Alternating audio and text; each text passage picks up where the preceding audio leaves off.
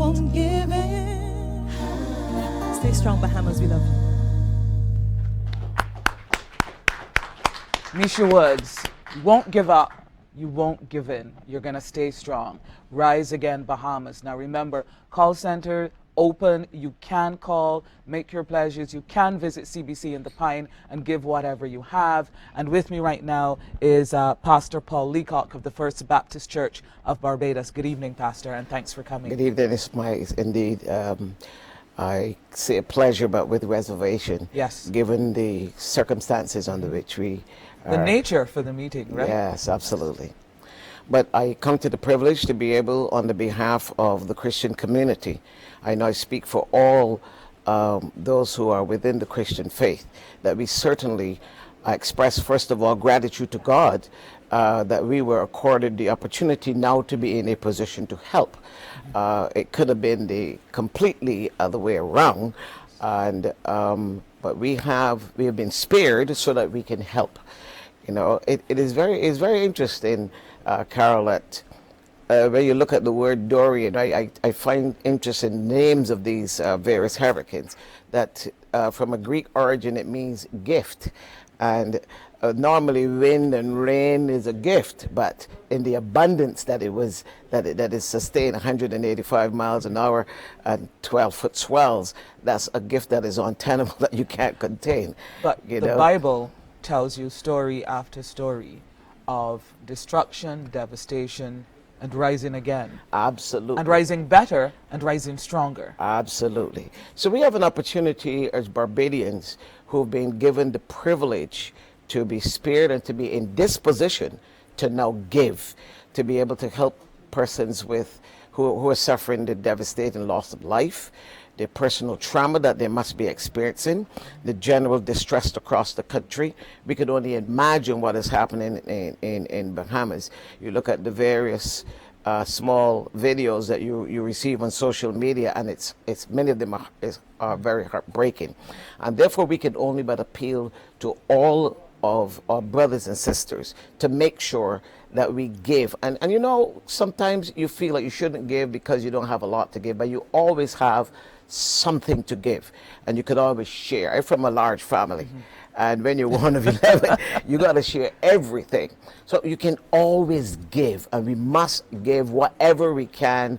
And of course, the giving is for money, and we have to understand that while we would love to empty out our closets or empty out our cupboards, that's not logistically the best thing for a 700 island archipelago. So it's better to give money, and let's do it as best we can. I'm sure that all the denominations are thinking about it. I'm sure all of the various bishops and pastors and leaders who have spoken to are ready to give. I was going to ask you that. So you've had discussions? Absolutely. Absolutely. I mean, we get together in prayer that God will spare us, and He has. So therefore, now that we have been spared, we get together in the same way to say, how can we give? And the best that we can do is to make sure that we implore our members, everybody across our denominations, to give so that our brothers and sisters in the Bahamas can receive the help and the relief that they need. All right. Is your church, First Baptist Church, doing anything specific for this relief effort? Well, absolutely. Just this morning we made an announcement to give people time that next Sunday we are going to have a collection strictly for the Bahamas. Excellent. And I'm sure that there are other groups across the denominational lines that are doing the same thing. So I'm sure that there's going to be an outpouring of gratitude and love for the people of the Bahamas. Some of our people are in the call centers. Some of our people are going to be working in various ways to assist. So not only money, but in whatever logistical way that is needed, we certainly are willing to give, and we must give. It is our Christian duty. All right. I want to thank you very much, Pastor Paul Leacock of the First Baptist Church of Barbados, for joining us. Thank you for coming out. It is our pleasure. Thank you for making that public appeal to everyone, wherever they are, hearing, listening, watching, to give and give generously to Rise Again Barbados. Remember the number, we can't repeat it often enough, 266-6288. 266-6288. 8, and give generously. And now we go straight over to Adrian Green. We've had voices raised in song, and now we're going to have voices raised with the word, the spoken word. Adrian Green.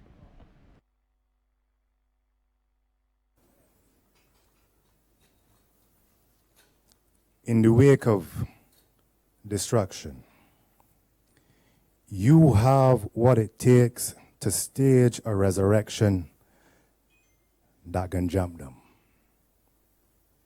You have what it takes. You have what it takes to pull your foot off of the brakes and accelerate towards the destiny that is your chosen destination. And anything less would be a total desecration of the sacred temple that you are, because you are blessed with visions that only you can see. You've been given dreams that only you can now turn into reality. And to rob the region of the best of you would be a tragedy, because you have what it takes. You have what it takes to take that vision from behind your eyelids to right in front of your very eyes, from the back of your mind to right in your front lawn, or anywhere you want it. Flaunt it. Your greatness is not to be kept secret. It ain't like the good cutlery that only special guests get to pick it. Seek it.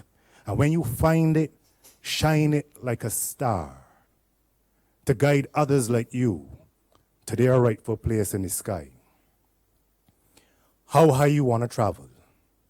We can hover light years above the Earth's surface, or we can roll up in the gravel. We dig our own pits to lay down with, or we build our own castles. So let me know if to hire you some cement blocks or a shovel. One time a little girl tell me, "Sir, Mr. Green, hire me a space shuttle. Hire me a space shuttle, because I plan to build a mansion on the moon. But why not Mars or Neptune?" Do you really have what it takes to get that high? Or you just a hot air balloon? And when I look she in the eye, I tell she, nah, I can see that you have what it takes. You have what it takes to shake those shackles of fear off of your shoulders, ankles, and wrists, and dive into the abyss of perils and risk, making mistakes and missteps, but still pumping your fist in victory. Confidence is not arrogance. And though life is full of mystery, we are not mystified. In the court of history, our ancestors have already testified that we have what it takes. By their very survival when death would have been an escape, our ancestors expressed their faith that we, their descendants, would one day wake and take our rightful place in the race, firm and forceful and full of grace. Through our tongues, our ancestors taste success. And through our efforts, they are blessed. So nothing less than your best is required. It's time to get fired up and quake all those who would underrate you, so they will never again ask you if you have what it takes. Because it will be obvious for the world to see that we have what it takes. Ashe. Wow, great job. Spoken word champion in Barbados, Adrian Green. Certainly, Adrian, like all of us, for the last couple of days, we've been watching all those telling videos on social media, YouTube in particular. And based on what you just did for us, something has really affected you here. How can it not affect me? It could have been us. It could be us next time. In fact, it was us, because it's one region, one Caribbean, so it's dread to see. And that was not written. That just came off the top of your head, because when we spoke before, as far as your written poetry was concerned, you said you had no time to prepare, but it was not necessary, because you had seen so much over the last couple of days that this would just roll off your head, and it did just that. Yes. That was very commendable, very commendable. We'll take a pause, and we'll come back with some more information here as we continue to support the people of the Bahamas.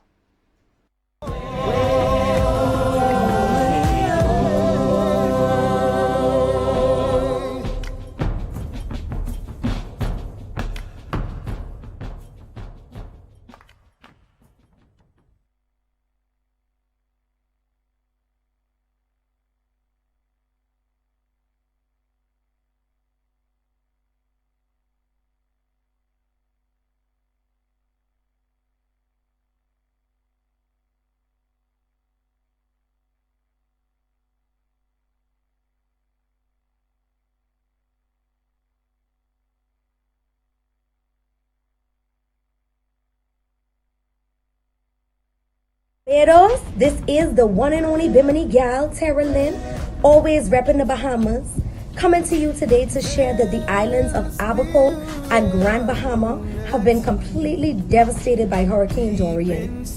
People have lost their lives. People have lost their homes. People have lost everything. This is such a tragedy. I ask you today to please, whatever you can donate, whatever you have, it will make a difference. This is One Caribbean. Let us be Caribbean strong and help rebuild back Bahama land. Thank you so much. God bless.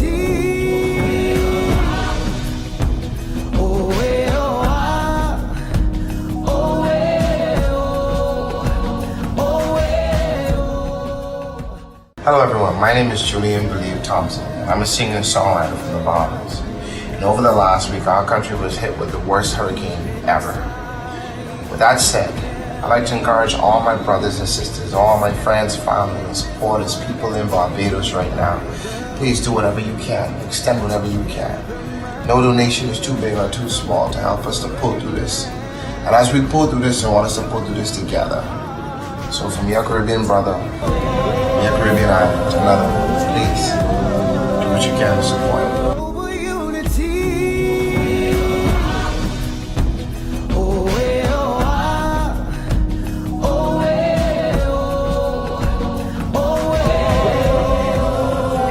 Hi, this is Natalie Burke, encouraging you, Barbados, to give whatever you can to our brothers and sisters in the Bahamas. You can call Don't forget CBC right pledges now, and you can donations come can be in made and even have at online facilities where you 228-6288, can pay. or you can call Please 467-5507. give to the Bahamas. They need us. You can never also know. send One day, WhatsApp we at may need someone's help. 467-5444. And if you're wishing to make immediate payments online, you can go to www.riseagainbahamas.com and you can make your payment using your Visa, your MasterCard, your American Express, or your Discover card. Or, of course, the option is you can come to CBC and you can make your cash payment right here at all stations. David Curtin has joined us for a performance, and quite appropriately, and he's doing a song called Refugee Rescue Me. That's coming up in just a moment. I still want to remind you that it's important that once you've made your donations, that you honor your donations. We've got a massive call center set up here at the CBC, so you can call us on your telephones at 228-6288, 467-5507. You can also use, of course, ED Medium WhatsApp, 467-5444. Again, David, it's really good to see you. Admiral, good to see you too. Really good to see you, and you're here, of course, to support our colleagues in the Bahamas. Oh boy, yes, and they need some serious help. Yeah, this song seems to be a quite appropriate song, Refugee Rescue Me. I You wrote want to this tell me a bit 3 about it? years ago, not even with those kind of thoughts in mind, but Imagine. as I wrote it, it was sparked by the refugee crisis, but then I started to hear my people, my Caribbean people's story in it, and it means that to me, my Caribbean people. So to have to come and perform this today is kind of a wow. You know, watching the videos this morning, some more of them, they were like almost heartbreaking.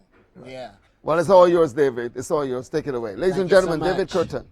And this is all for the Bahamas. I'm wishing them so much better. Refugee Rescue Me. Can I get some guitar, please?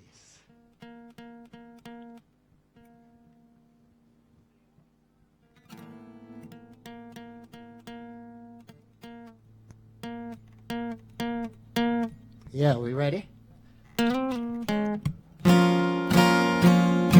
Whoa, rescue me, come rescue me. I'm lost and drifting.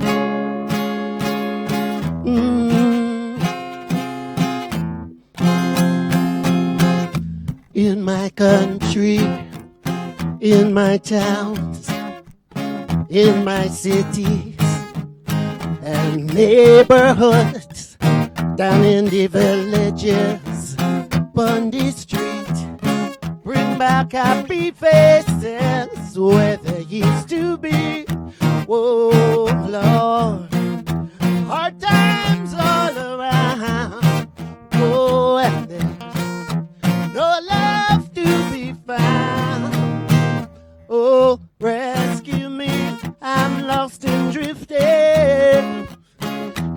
refugee on the open ocean, heading for that deep blue sea. In a dance with tragedy, all I need is hope to take me home. I've got wounds that never heal, emotions I never feel. When unity's out of reach, justice is a dream. Must be a living hell when you realize things going from bad to worse before they get better. Lord, Lord, when the line's already been crossed, oh yes, there's no turning back. Come on, rescue me. I'm lost and drifting like a refugee on the open ocean, heading for that deep blue sea. In a dance with tragedy, all I need is hope to take me home. Oh, Jah, give them hope so they can make it home. Oh, I hope they feel this love and unity, Lord, 'cause they really need us. Nobody likes it when hard times all around. Oh, and there's no love to be found. Oh, rescue me, I'm lost and drifting like a refugee on the open ocean. I'm heading for that deep blue sea. In a dance with tragedy, all I need is hope to keep me afloat. All I need is love, give me strength to reach the shore. All I need is hope, keep me afloat.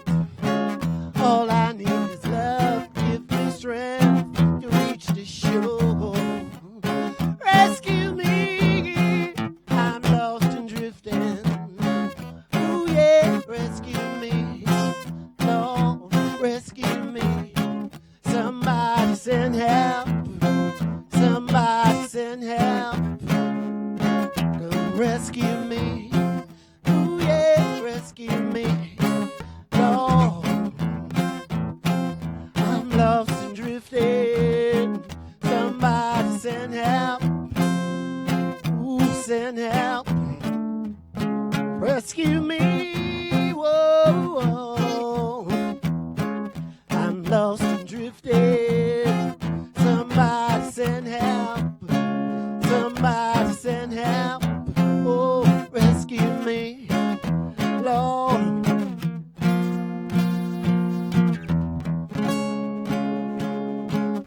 Rescue me, yeah. I'm lost and drifting. Rescue me.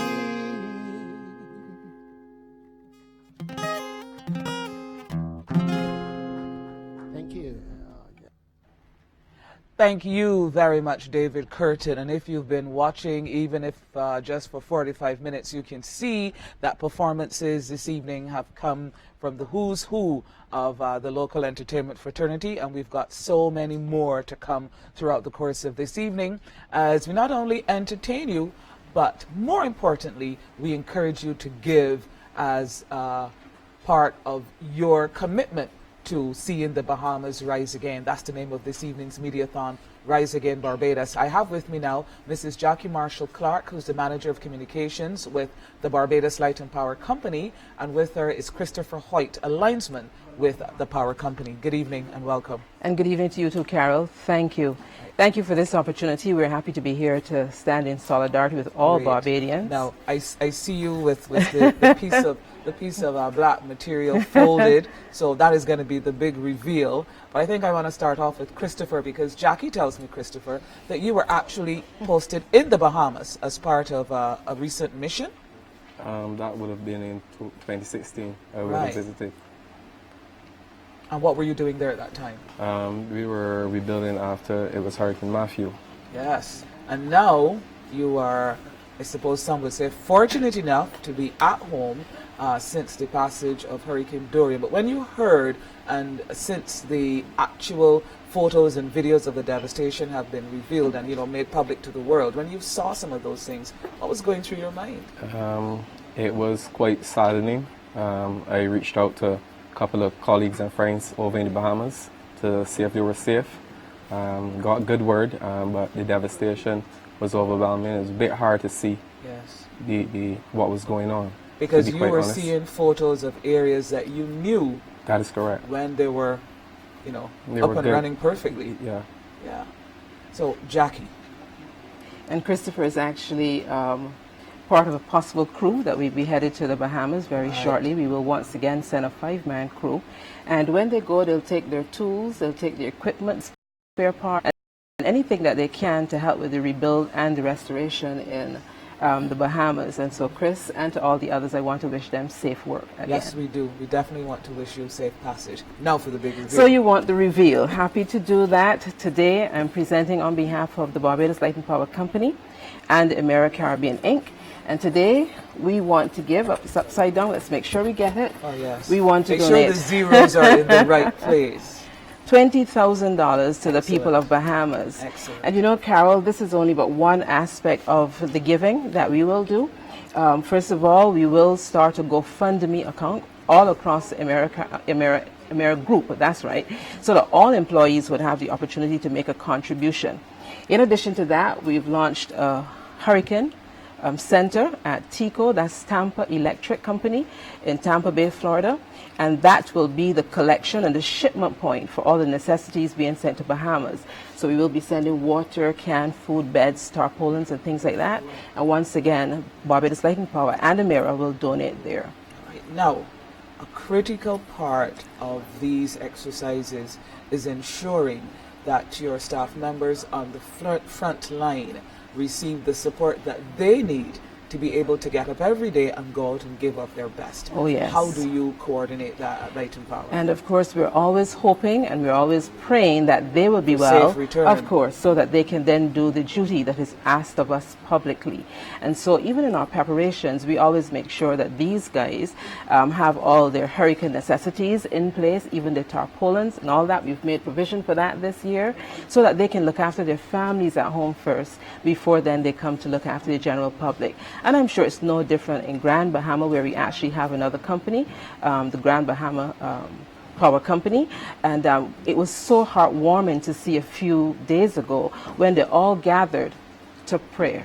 And they were praying for, first of all, thanking God for bringing them through, and of course then praying for the safety of others and for the work that they're about to do to restore the Bahamas. Now, they go on location and they're going to see some things that will really shake their faith and shake their emotional well-being, handle those kinds of scenarios upon return or even while they're there. And actually that is something that we always talk about and always think about. Preparing these guys before they leave Barbados, because there's so much to do. And then we listen to the stories that they tell on return, and we know that they've been through a lot. So once again, we will try to give them all the support that is necessary. We provide all the necessary counselors as well. We also give them strong support in terms of supervisors and managers who help them well there to come through the mission and the experience. We always remember them. It's not an easy task. Christopher, I'm going to get in your business a little bit. Are you a dad? Yes, I am. How have you thought about how you will explain to your child or children as to what daddy has to go and do? Well, to my oldest daughter, she's been through this. This is going to be my third mission. Okay. And she already understands, well, daddy's going to do what daddy has to do. It's hard to have to leave her, but I can't turn my back on my brothers, my Lena at heart. That's to be honest. Okay. So you already have the words prepared to deliver upon leaving. Yeah, immediately after. Well, that's when Dorian was coming, and then she saw the devastation on television at the Bahamas. She was like, "Daddy, I guess you'll be leaving Yep. to go help." And I was like, "Well, yes, that's a possibility." How does it feel though? to help, to just go and assist people in getting their lives back together. If our power service is disrupted for 5 minutes, I think you all know. We know. exactly how people react. Not to have it for 5 hours, 50 hours, 5 days, 5 weeks, months, unimaginable. So how does it feel to help? To be honest, it's quite gratifying. Sometimes just a customer walking up to you, or a person, well, thank you for the job that you're doing. Words can't describe how you would feel. You understand? I understand totally. So Jackie, $20,000, Yes.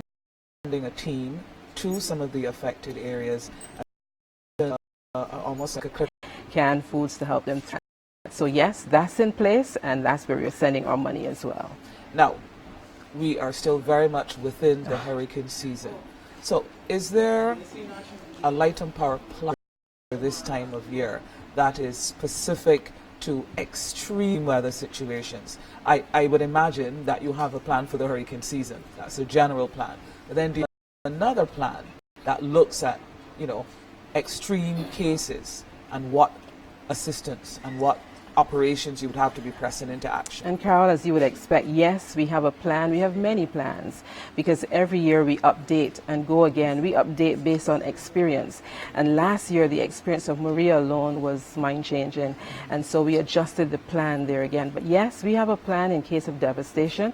Actually, just recently, we launched what we call our ECI Restore app. And this is a data plan that persons can send information to if there's devastation, and we would be able to help restore immediately. That's a big one. And of course, we'll share that with Barbados at another time. But hopefully, we'll be able to use it this time in Bahamas as the first time.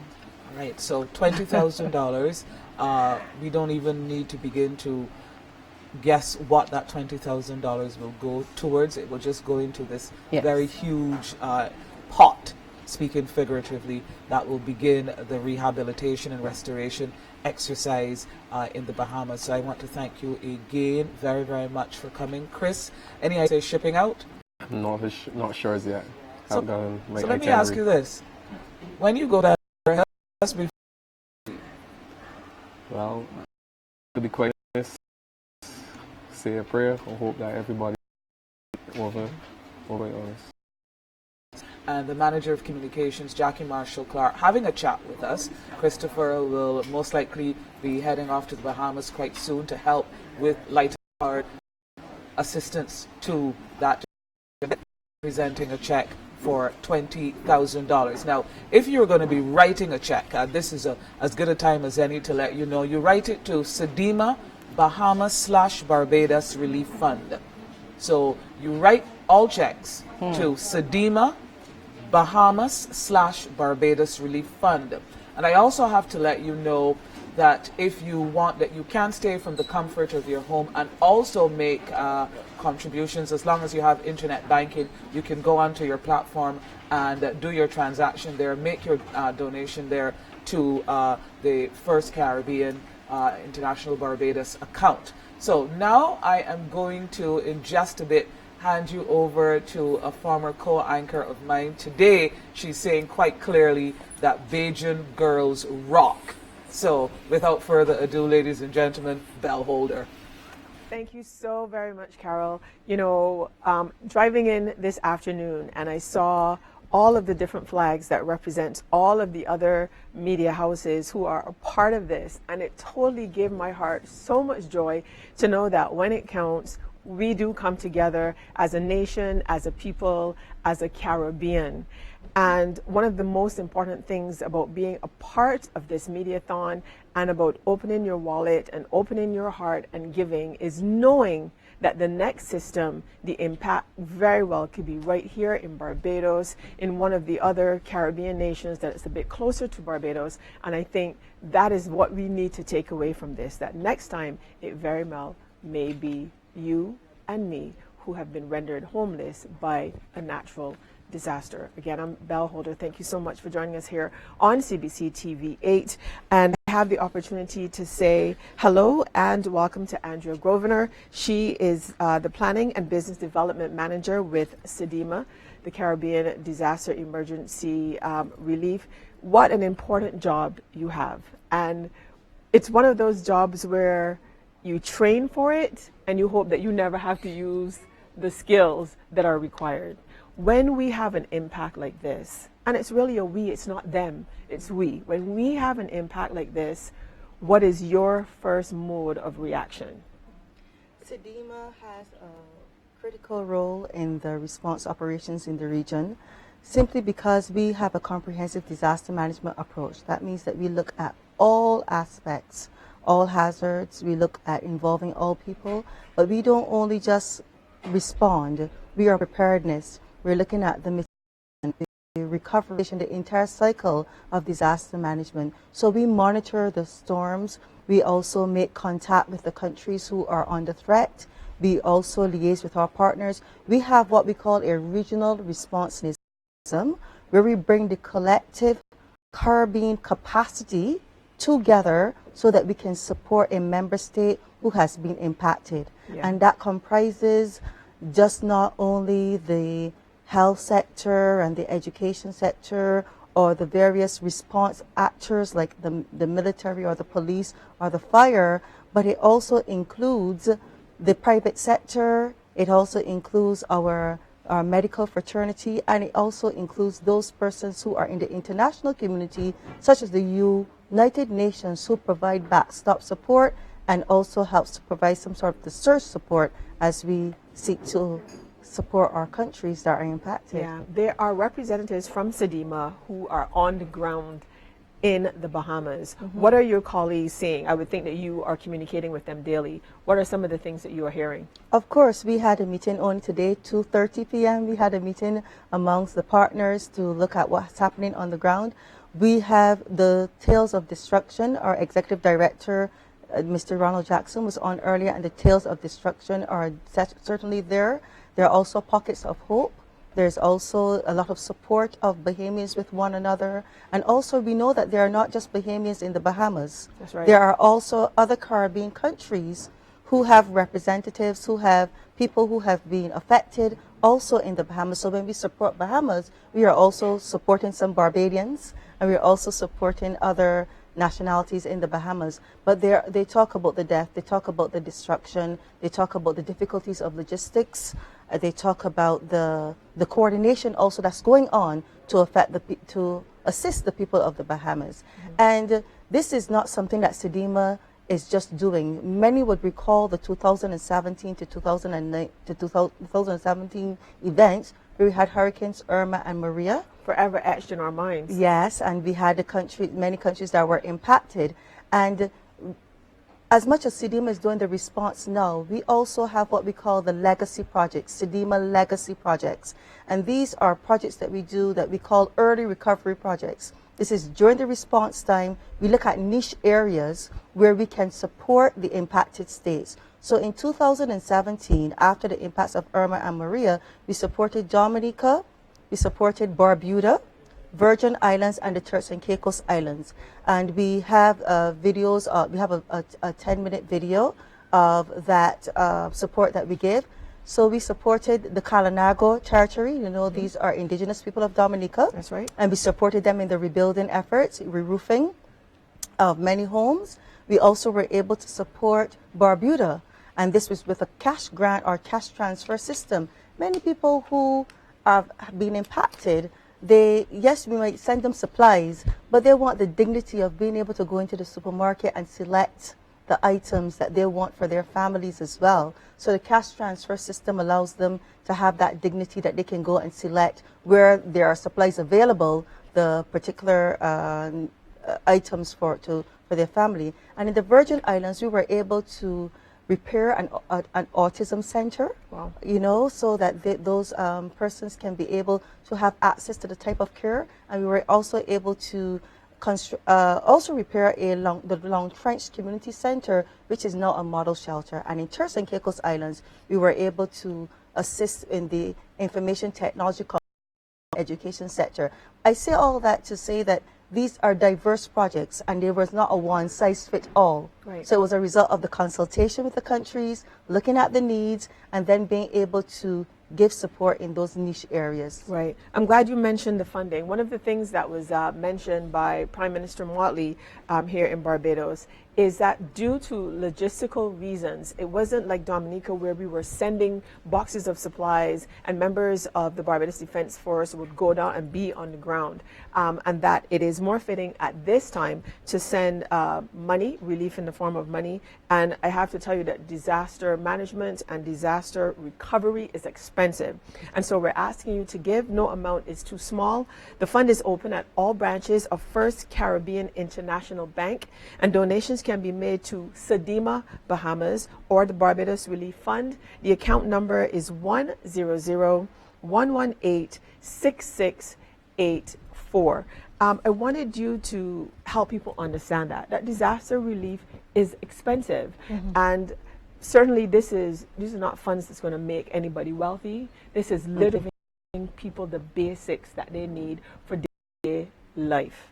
And for example, how will the money be distributed? I know that in North America, for example, and you could let us know if this is correct in terms of Sedima.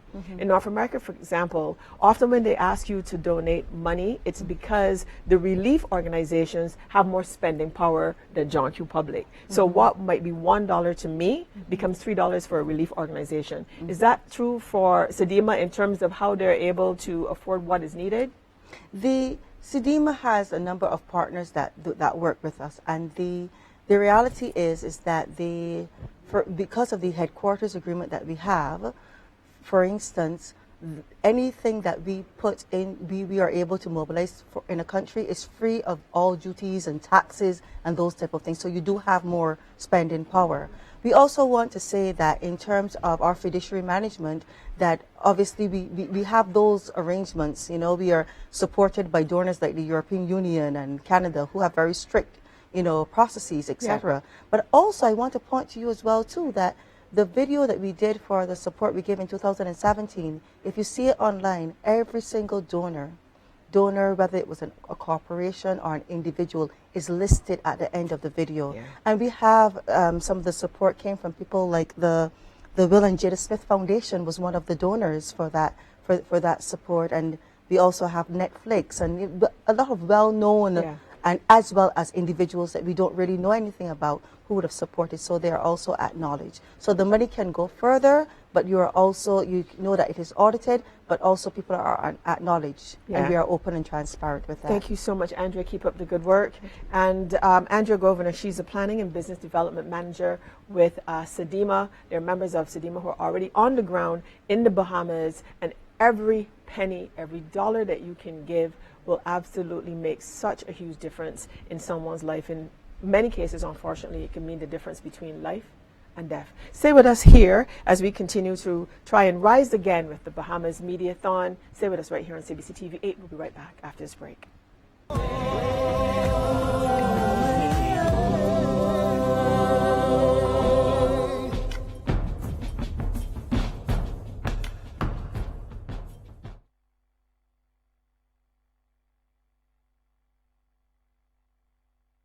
Hi, this is Kurt Brown. We witnessed the devastation caused by Hurricane Dorian and seen what could have easily been Barbados.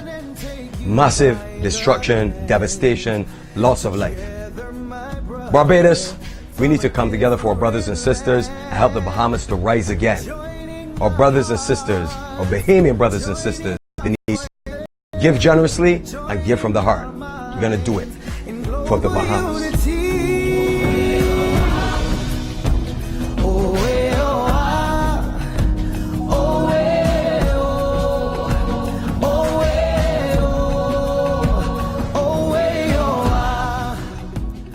Hello, this is Matt Fingal here, and I'm encouraging you to join us on Sunday, the 8th of September from 3 p.m. to 10 p.m. on TV Channel 8, where the telethon will be going on. Or you can even call in all the radio stations of CBC, and also you can get us online at RiseAgainBahamas.com. That's right. We are trying to make sure that the Bahamian people get back on their feet, and we need to help them. So please make your donations, make your pledges. Now, You know that you might not be able to make a life, but for sure you can save a life. We all can save lives, and that's what this is about. We're trying to help save some lives and get the Bahamas back on their feet again.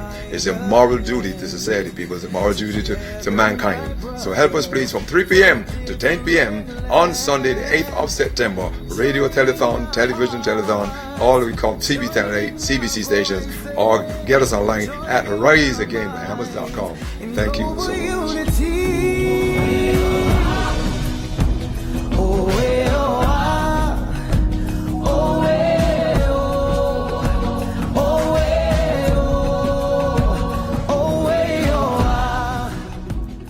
Hey, this is Charles Marshall from Trinidad and Tobago. We all saw the widespread devastation, the loss of property, unfortunately the loss of life as well in the aftermath of Hurricane Dorian in the Bahamas. Welcome back, everybody, together. So this is our chance, this is your chance to contribute, pledge what you can. No contribution is too small, so you do what you can. Contribute, pledge, donate from the heart. I can't imagine experiencing something as tragic and traumatic as what happened there in the Bahamas. So let's help our brothers and sisters in the Bahamas to rise again. Rise again, Bahamas. Come forward and do anything that you can to help our fellow CARICOM citizens and our fellow neighbors in the Caribbean. You know, every season, Belle, we often hear it's going to be an active season, it's going to be an active season. And sometimes you don't know what that means and what to put into perspective until it literally hits. And it's so surreal every time. But I don't remember in recent history it being this surreal. The imagery that has come out of the islands, the imagery, the interviews, the literal wailing and the aftermath is, I would think, unlike anything I haven't seen in a long, long time. Yeah. In a very long time. I have to be honest and say I hope I never hear another Barbadian utter these words, which is, God is a Bajan. I think, then what are you implying? That we have to get past that, correct, as a matter of fact, correct, because I don't think anyone brings this level of destruction on themselves. Mm-hmm. Yeah. And in 2017, Dominica, one of my favorite islands, was devastated by hurricanes Irma and Maria. I think those names will be forever etched in our minds and on our hearts. And standing by now to chat with us is His Excellency Felix Gregoire. He is the ambassador to CARICOM in Dominica. Good afternoon. Good afternoon to you. Good afternoon to you. And good afternoon to all our listeners. His Excellency, I'm here with Gaynell Marshall as well, who represents one of our media houses here in Barbados. You know, one of the things we just mentioned, of course, is 2017. I feel like we can't mention Dominica anymore without mentioning some sort of natural disaster and its effects. And one of the things I had heard from people in Dominica is when heavy rain comes, when the sky starts to get black, there are actually people on the island who are suffering from PTSD. Yes. Yes, that is true. And in fact, it's worse than that. After Dorian passed, I think some people may have succumbed because of the anxiety and the fear of a storm.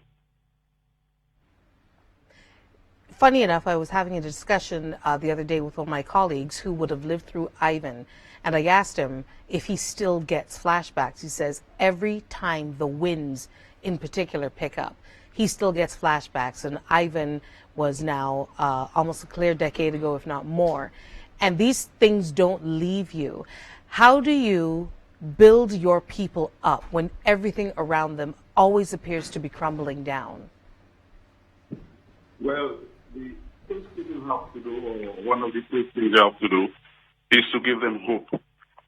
At this point in time in the Bahamas, and our hearts go out to the government and the people of Bahamas for what they're going through. You have to give people hope. People have lost everything overnight. In seconds, they've lost everything. They have nothing. And they're asking themselves, why are they alive? And they cannot see a way out. So you have to give them hope.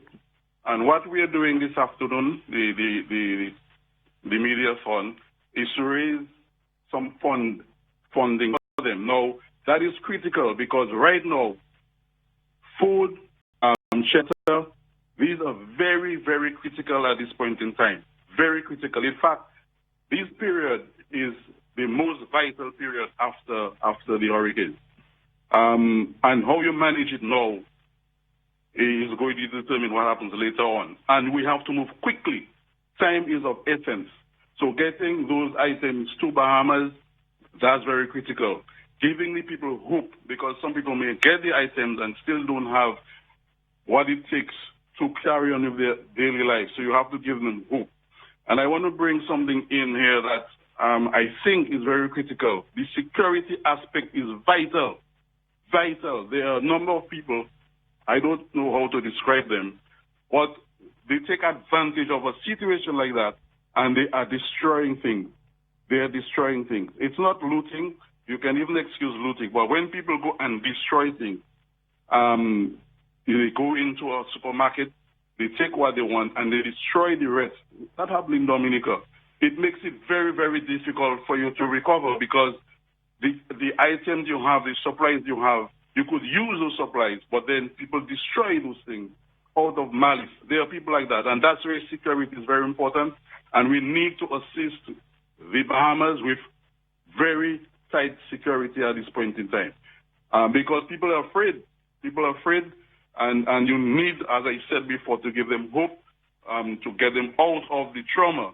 So that is vital, and I wanted to press that home because in Dominica, our forces, face it, you don't anticipate those storms. These are unprecedented. And the security forces here, the security forces came from the sister islands that we managed to bring back a semblance of order. And I will never forget that. And we thank our brothers and sisters for that. Because without the security forces from outside, more damage would be done in Dominica. I'm glad you mentioned that because security forces, members of the security force are people too, and we often see the uniform first, and those people are also affected. It's sad that as human beings, that people will resort to destruction or looting, but I always say a natural disaster can be an equalizer, but it's also what happens is, even in a hurricane shelter situation, that's a microcosm of society. One of the things that your prime minister was quoted as saying after the hurricanes in 2017 was that Dominica was set back 20 years. Where are you in terms of your rebuilding at this time? We've made a remarkable recovery. The prime minister showed the leadership. He went to the United Nations and he wanted to make Dominica the first climate resilient country in the world. That got traction at the United Nations and elsewhere. We got a lot of support from partners, from donor agencies, the World Bank, and other agencies, bilateral countries assisted us. And we have made a tremendous recovery. Right now, I can say the Citizen by Investment Program assisted us a lot because it gave us the leeway to do things. For example, when we get pledges from other agencies, there are procedures to be followed, there are conditions sometimes, and it's very difficult to get the money at the time you need that money. And we had the money from the Citizenship by Investment Program, and we could use that quickly. In fact, you may know that we bought a lot of food from Barbados. We opened a credit facility in Barbados, and we got a lot of food from Barbados because we had that money in our coffers. So we coming back to your question, yes, we were set back 20 years, but because of all the work we've done and all the assistance we got, we're well on our way. We are well on our way. So we are back to normal, basically, and we are doing a number of projects because the Maria took us back to, let's say, ground zero. And then we started planning back the country. You see, we're planning the development of the country. And then, because we had that We had all the pledges and we had some money. We planned better. We implemented better. And right now, some people are saying Maria did well for Dominica. Ambassador, we want to thank you so much for offering insight and offering the experience that you would have had as a direct result of the impact of these natural disasters, especially on the island of Dominica. And we encourage you to help the people of the Bahamas to keep that hope alive, because you've been there, you know what this is like, and I think you could be a tremendous asset in this regard.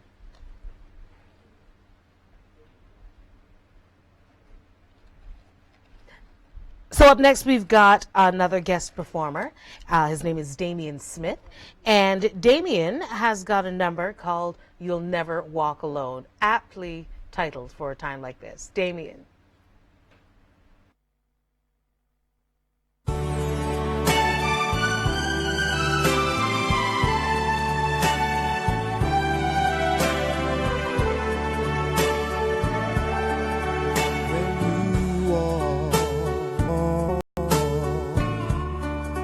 Hold your head up high and don't be afraid of the dark.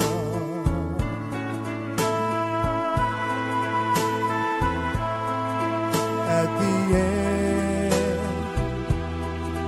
of that storm, there's a golden sky and the sweet silver song of the lark.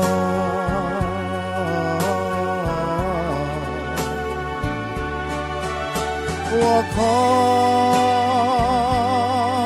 through the wind, walk on through the rain, though your dreams be gone and blow.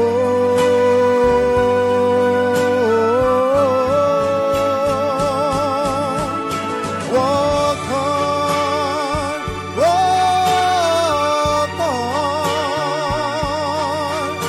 with hope in your heart, and you never walk alone.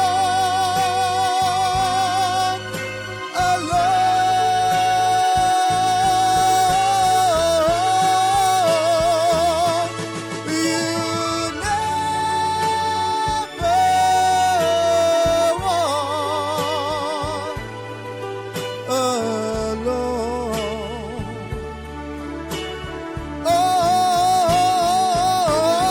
walk alone. Oh, walk on, with hope in your heart,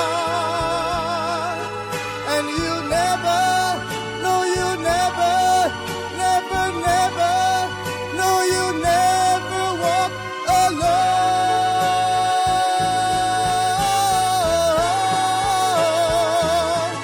You never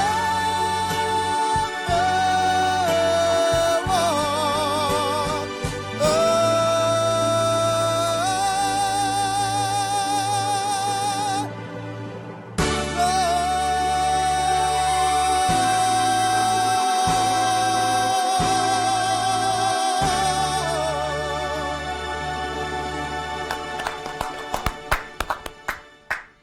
Thank you so much, Damian. Thus far, we have raised $75,957.77. Barbados, I think we're doing well, but I think we're also on course for $80,000. So let's see if we can get that done within the hour. Every cent counts, even the 77 cents that we see here. Every cent counts, as you know. With me right now is Ambassador to CARICOM, David Comachon. Good evening to you. Good evening, Gaynell. Your position must be quite unique right now. The conversations that must be held oftentimes can sound redundant, but at the same time oh so new, because new circumstances, new trials, and yet we have to apply things very, very quickly as a CARICOM grouping. Well, you know, a situation like this tragedy with Dorian, really brings home why we need CARICOM. Clearly, no single Caribbean country can deal with this kind of devastation alone. So, you know, we are really fortunate that in 2017, Antigua and Dominica had CARICOM. In 2019, that Bahamas has CARICOM. And this, you know, as we said, you know, 2017 it was Dominica, it was Antigua, it was Barbuda. 2019 it's the Bahamas. 2020, who is it going to be? You know, it could be any of us. Yes.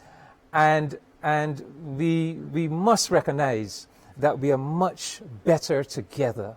Together we have that collective security. When tragedy falls, we can all rally around and help that country to come back up. And that's what this is about. This is about Caribbean countries showing love and care for each other. But clearly we must be able to rally together outside of times of dire need. What can we do more to strengthen our in times of more stability, you know, conceivably nothing of this nature going on? Well, you know, CARICOM was established in 1973, and, you know, we tend to be very critical of ourselves. You know, I guess we hold ourselves to very high standards. But we have done in building this Caribbean community. When you, okay, you say outside of times like these, but even look at this response to Dorian. The biggest financial donation so far that has come to the Bahamas since this tragedy has come from an institution that we set up. Yes. The Caribbean Catastrophe Risk Insurance Facility, the CRIF. Yes. That was we came together in 2007 as Caribbean countries, and we said, look, we have to put an insurance facility in place where a tragedy like this happens. You know, we can get these immediate payments. And the CRIF has announced that immediately Bahamas is going to receive a payment of $10.9 million US. And in fact, they've already received 50% of that, and they're going to receive the other 50% in another week or so.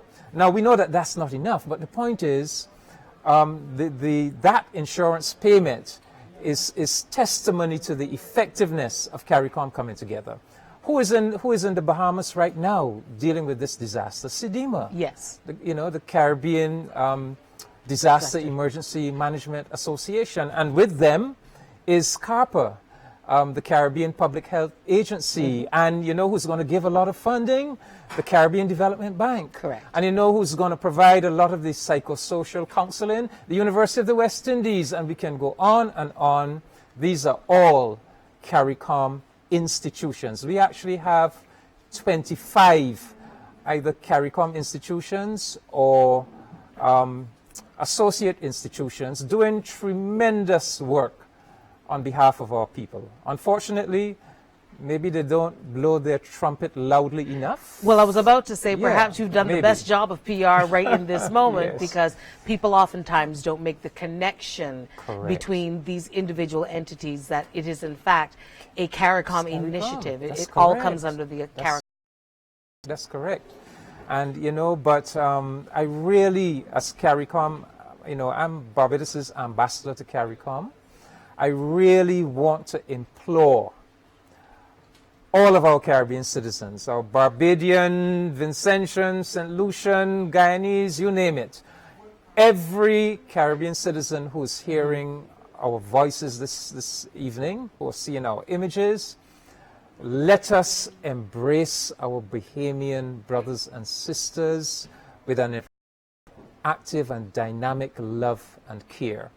And an active and dynamic love and care says that we don't just express sympathy and pious sentiments. Yeah.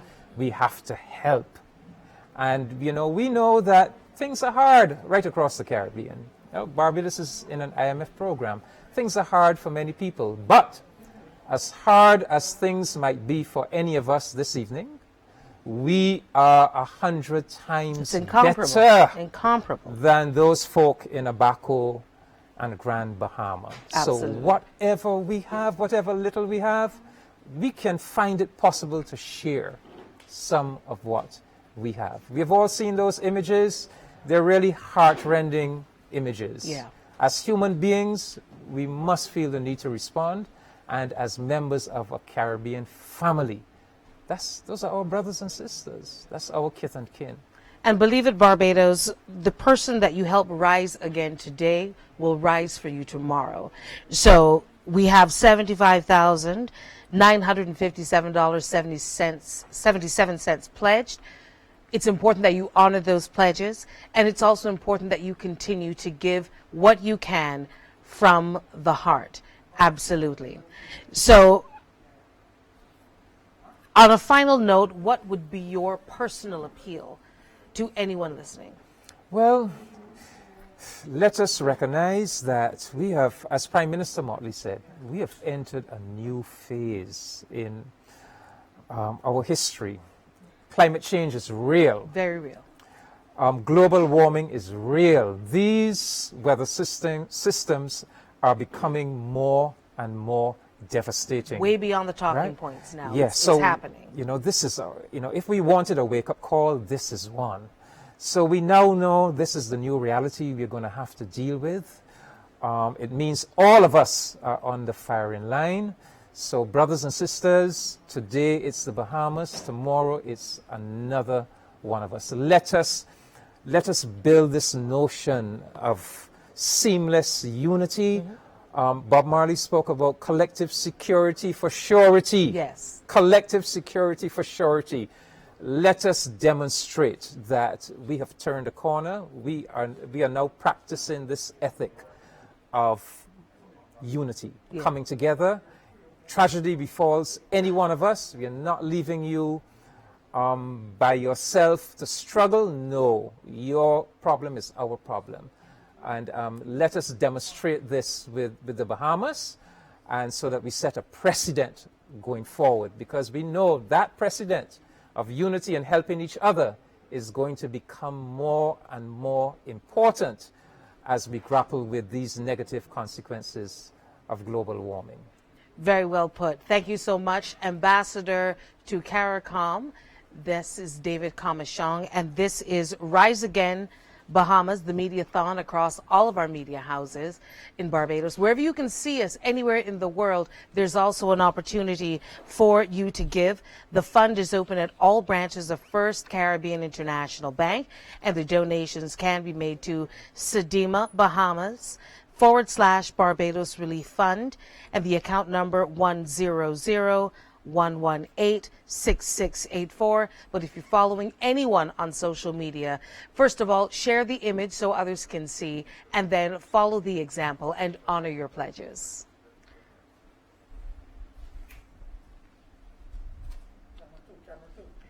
Thank you so much, Gaynell. Thank you so very much. And thank you, too, to every single person who has called in, who has made a pledge. Thank you so very much on behalf of the people of the Bahamas. Remember, you can also log on, tell your family and friends who are in other parts of the world to log on to www.riseagainbahamas.com. You can use your Visa, MasterCard, American Express, or Discover card to make your pledge or make your donation. You can also do so in person. You can donate cash right here at the CBC in the Pine, or you can call it in at 228-6288 or 467-5507. We have the technology. You can also WhatsApp your pledge to WhatsApp number 467-5444. That's 467-5444.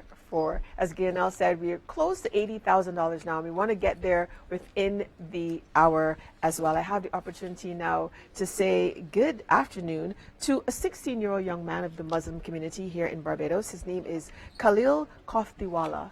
Thank you so much for coming in. Thank you for having me. Good evening to you, Belle, and peace be unto you as well. You know, in your 16 years, you've already seen so many natural disasters that have had major impact.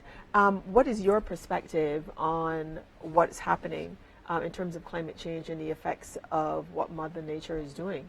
When these kinds of extreme weather events happen, the manifestations of climate change, they call for us to pause, to reflect, because while we speak about this frequently at the international level, multilaterally and what's not, we don't often think about these problems and their human costs. And certainly in Islam, the fundamental part of that, we live in this country, in Barbados, and we live on the earth, and we don't do so alone. John Donne said that no man is an island entire of itself.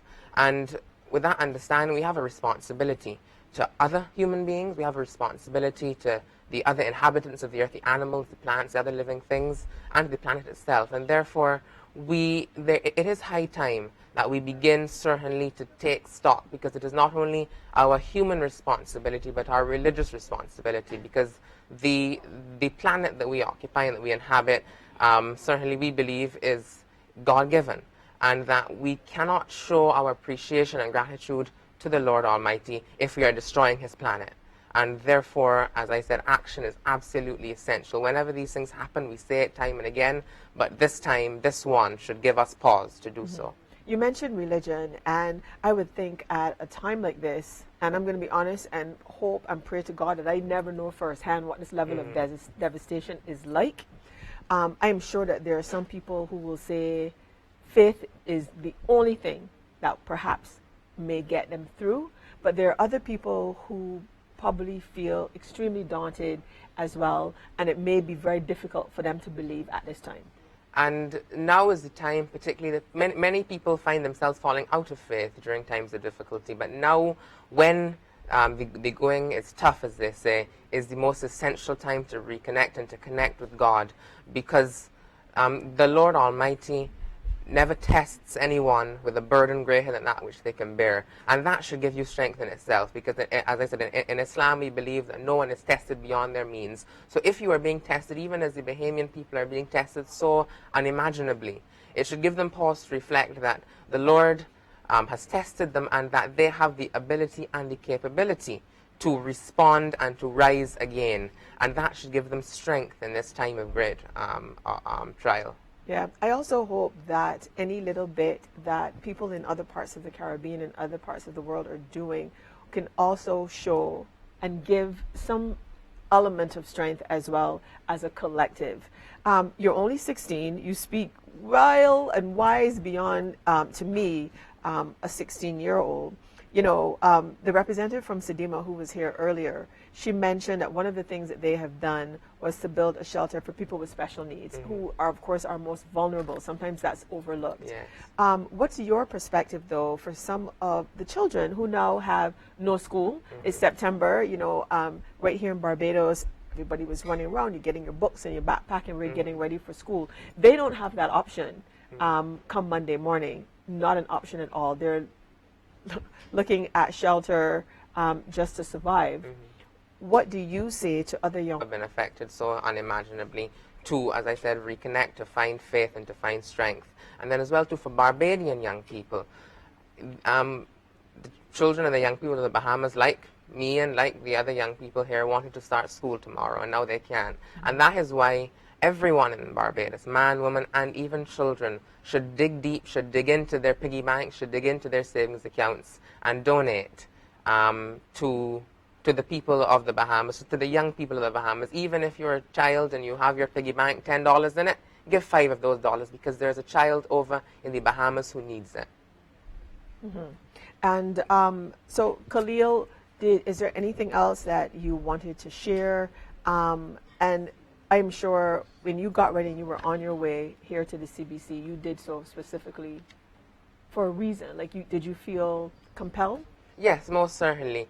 It is our human and our social responsibility to help others when they are in need. It is our ultimate responsibility to help other people, and therefore we must answer the call, because now, when these things happen, they make death a reality for us, and we have to understand that when we die, we must have our affairs rectified with the Lord. And now is the time to do as many good deeds as possible. So I am here appealing to people to give. I have a donation as well. I have dug into my own savings box and to donate. So everyone needs to perform their good deeds and understand too that giving never diminishes you, because the Lord will always recompense you tenfold for whatever you give in the service of right and the service of others. Khalil, thank you. Thank you. Thank you very much. All right, that was Khalil Koftiwala. He's only 16 years old, making his appeal here on the CBC. And, you know, as the cleanup continues in the Bahamas, I want to make sure that I emphasize that, yes, the rain has stopped and the sun has come out. But the sun, in a lot of ways, is not necessarily a friend right now, because there's a race against time in terms of rescue and recovery. There are still debris fields with many people who need to be rescued, and there's a difference. Recovery means there's a possibility of still finding people alive. In terms of rescue, recovery, on the other hand, you're looking at a rising body count in the Bahamas, and the sun is not necessarily a friend to emergency response teams when bodies start to decompose. So I just wanted to have that realistic image in your mind of what they are facing in the Bahamas. So please open your heart and give. Gaynell? Thank you so much. It was impressive young man you were speaking with as well. At this time, we are going to be chatting with Dr. June Suma. She's the Secretary General of Caribbean States. By the way, Ambassador Kamashong is also the General Secretary, Ambassador to Caribbean States. So you all will have much in common, and the conversation at this level should be quite riveting. So, Dr. Sumer?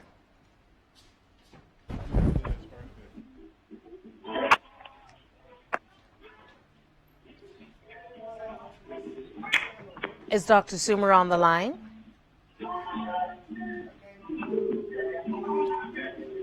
Okay, while we make this connection, perhaps you can pretty much draw the distinction, if there is a distinction, between the two roles. Well, Dr. Suma is the General Secretary of the Association of Caribbean States. So I'm ambassador to both CARICOM and to the Association of Caribbean States, which is a wider regional grouping than CARICOM. Okay, I believe we have Dr. Sumer on the line. Hello. Hello, good afternoon. Good afternoon, and welcome to Rise Again Bahamas. I'm with the Ambassador, David Kamashong, and we were just drawing reference to what the differing roles might have signified. But at this stage, what we're going to do is throw to you, and in your capacity as Secretary General of Caribbean States, what enlightenment can you throw on this situation, and what can we take away, not only in terms of lessons from Bahamas, but going forth as a CARICOM grouping? Well, thank you very much for your question. I would, of course, start by extending condolences to the people of the Bahamas and to say thank you to you for giving this opportunity. For the Association of Caribbean States, the role is a very unique one because we bring our influence to bear on the wider Caribbean, the Greater Caribbean. And we are in the process of coordinating with our member states in Central America and in Latin America to provide assistance to the Bahamas. This is the role that we had also in 2017 with regards to Barbuda and with regards to Dominica, where we were able to mobilize resources from these countries to help to relieve the situation in these two countries. And so we hope that we can bring together that same kind of influence. Let me give you an example of some of the things that we did in 2017, and you will understand how we are assisting coordination in this regard with the Bahamas. In 2017, we were able to work with member states from Latin America to bring logistical support, first of all. So we were able to get our member states to provide air travel, maritime travel, to bring goods and services to these two countries. One of our member states was able to work with Antigua and Barbuda to be able to evacuate Barbudans to Antigua, and also to work with St. Lucia to use helicopter services to bring service to Dominica in places that were inaccessible. So we do have that influence, that capacity in the region. We also have the ability to assist in mobilizing funds. And so one of our member states was able to provide 17 million US dollars through the CDB to the CRIF to be able to assist in that area. And so we are currently working on a similar project with regard to the Bahamas. We hope that it will yield that kind of fruit. Maybe they don't need the helicopter service and they don't need the ships right now, but they do need the food. And so we are trying to see what we can do with regard to the logistics hub, the humanitarian hub in Panama, to be able to bring supplies to the Bahamas. So there are many things that we are working on, and we'll be able to update later as we go along.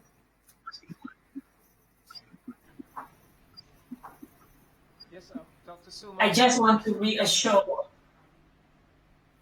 the Bahamas that the Greater Caribbean, not just CARICOM is one group within our membership.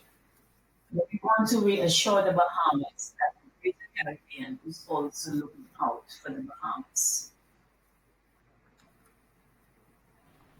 Yes.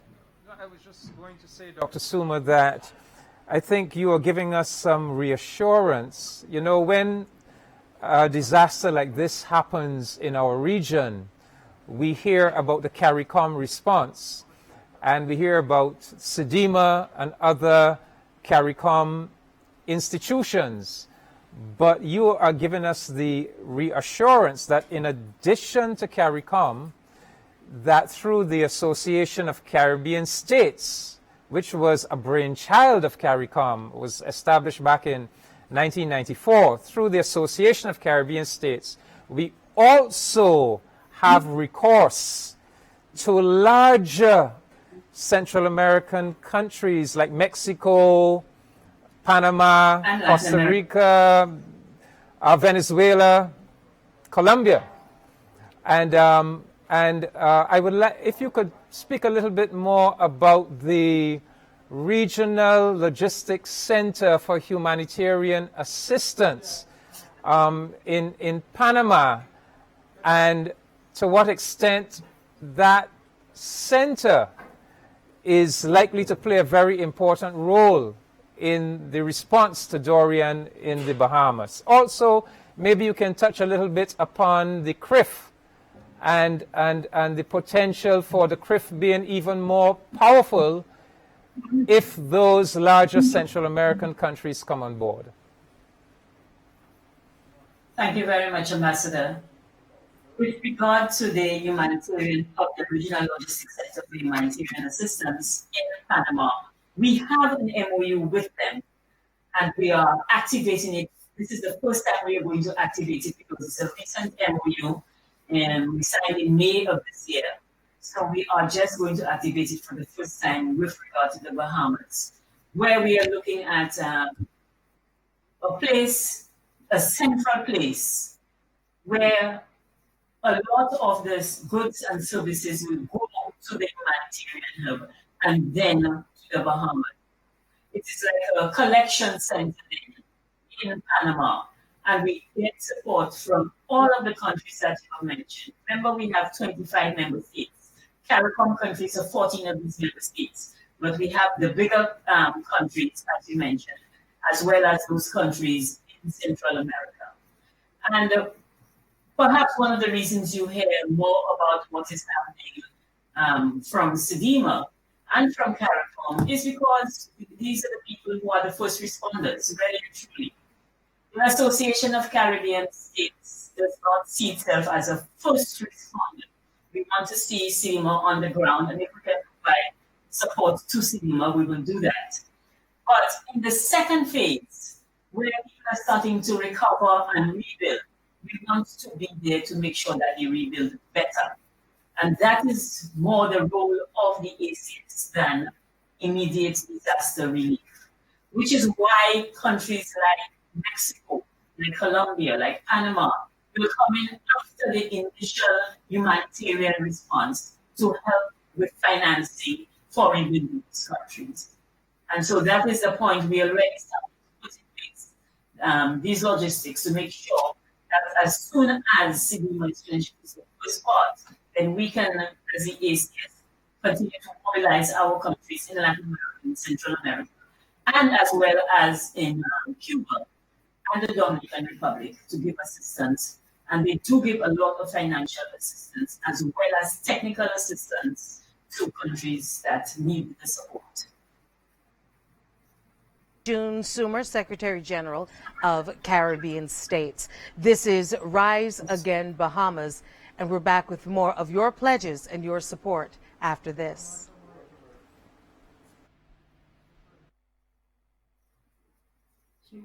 Association.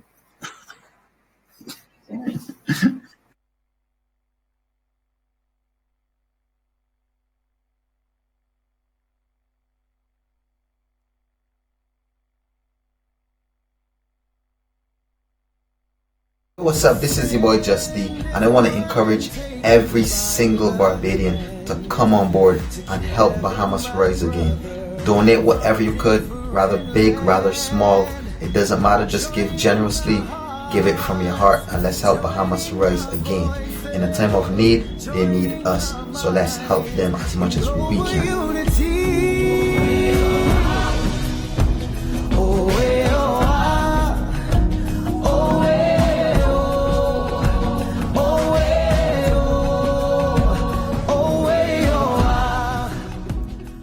Our sisters and brothers from the Bahamas really need our help, so we must remember to give generously and to give from the heart, as we help in their efforts to recover from Hurricane Dorian. Also, we must remember that we should pray that the remainder of the 2019 hurricane season is kind to not only us, but also to our Caribbean counterparts.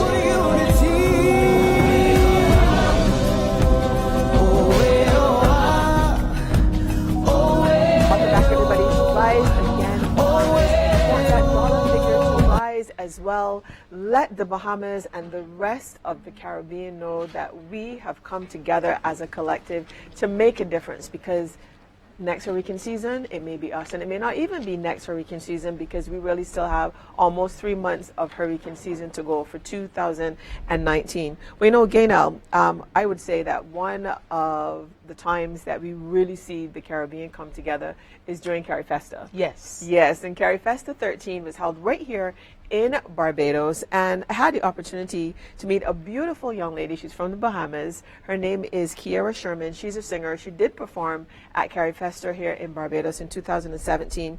Kiera was not at home in the Bahamas when Hurricane Dorian hit, but of course she has lots of family members who still are. She is in Texas right now, and she sent me this message that she wanted to share with everybody. Kiera says, I want to say how grateful to everyone it is to have your support, the support from the people of Barbados, our neighboring Caribbean countries, and the support from the world. She says, anyone that is tuned in, if there is anything you feel in your heart to donate, no matter how small you may think it is, we encourage you to please donate. Kiera says, while I have family spread throughout the Bahamas, Nassau, Bimini, Andros, Berry Islands, just to name a few, I do have a lot of family and friends in Grand Bahama, where Hurricane Dorian sat for hours as a Hurricane Category 5 and wreaked havoc that is unimaginable to all of us.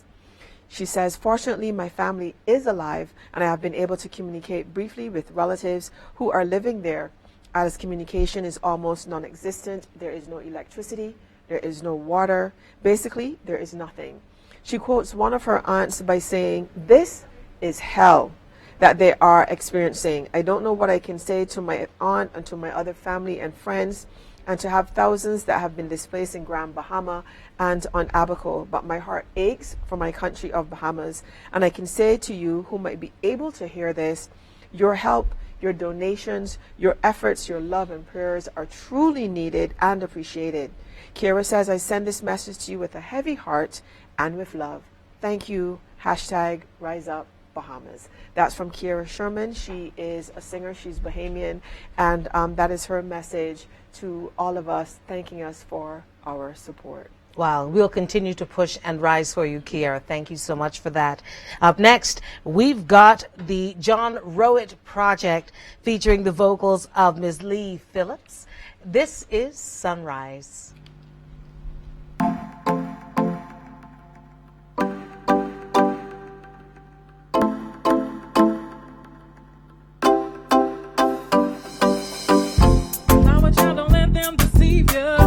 Don't believe them when they try to turn you cold.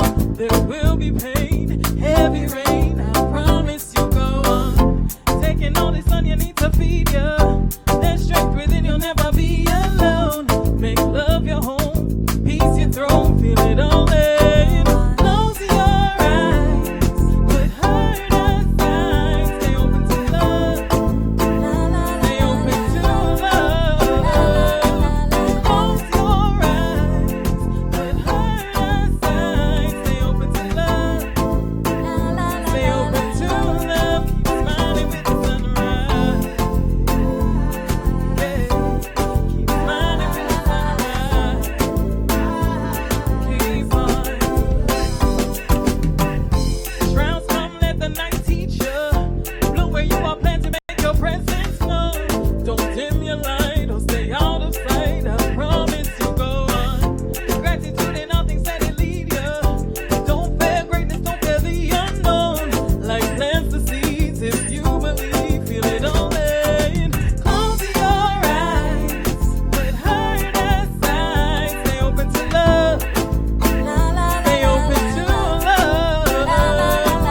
Close your eyes, put hurt aside. Stay open to love. Stay open to love. Keep smiling with the sunrise. Yeah. Keep smiling with the sunrise. Keep on. Rise, shine your light, sun. Rise, seek and you will find. Sun, rise, shine your light, sun. Rise. Sunrise comes to the people when they ready. Flower child, hold tight, be positive, be steady. Shine down on me, the blessings fall heavy, heavy, heavy. Sunrise comes to the people when they ready. Flower child, hold tight, be positive, be steady. Shine down on me, the blessings fall heavy. Yeah.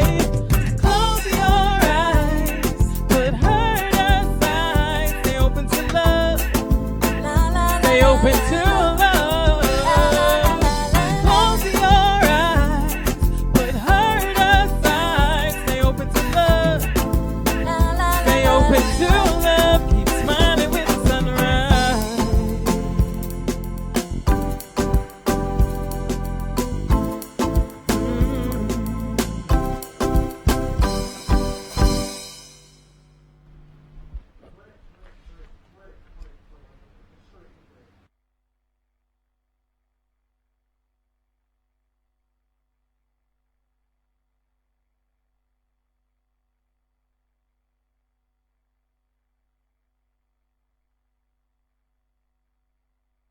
Barbados.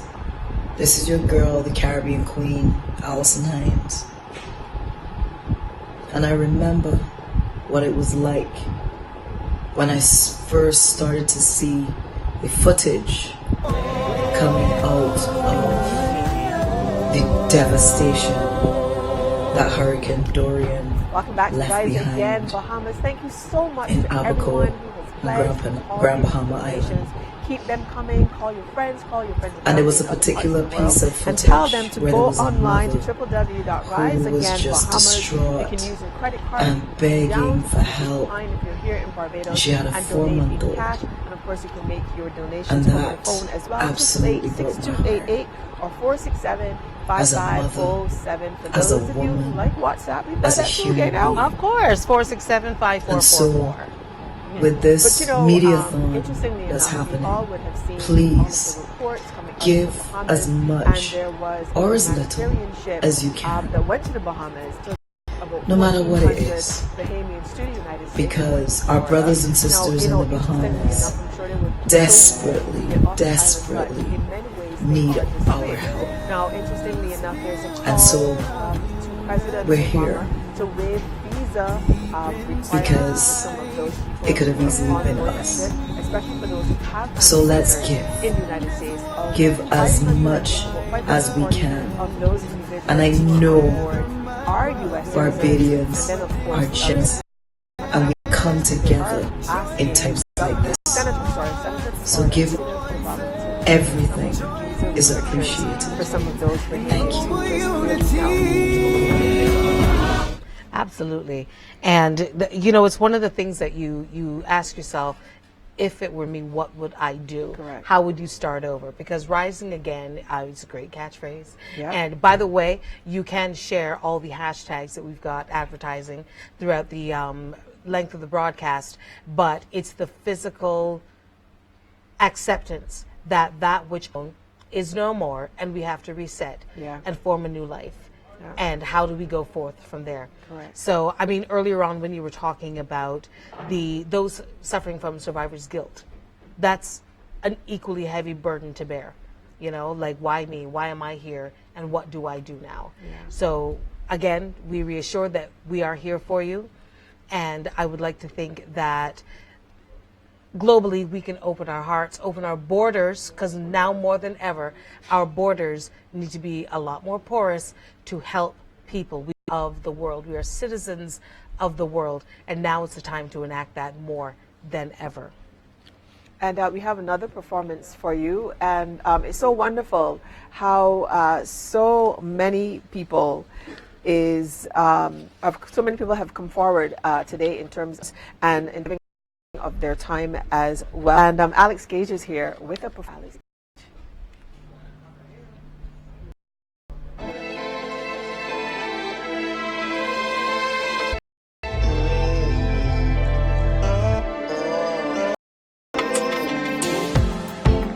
Tell me how to make the right decision. I don't want to so hard. And I'm looking into your eyes and tell me why I see you in every vision. You're the one I'm thinking of. I don't know how to say this in any other way. And I know I've been a mess from the start. Oh, I never want to break your pretty heart. Oh, please don't believe me when that's fine. 'Cause love, it takes time. I really mean every line. But you just don't believe me. And longing for your love. Don't do this all just because I gotta make it right.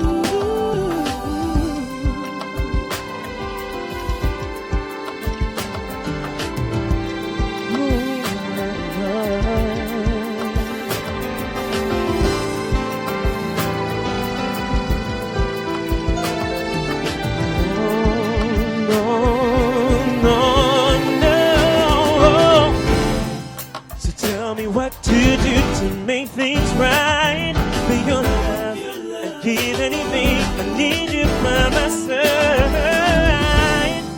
I promise every word I say is true.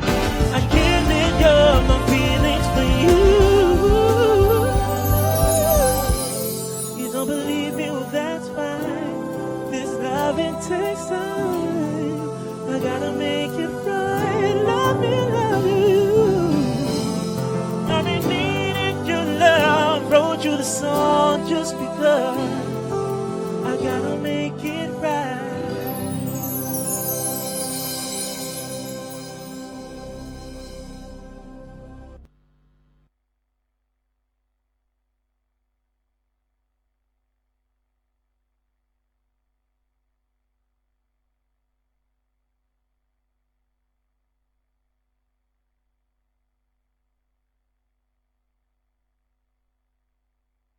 Barbados, let's come together and help the Bahamas Islands rise again.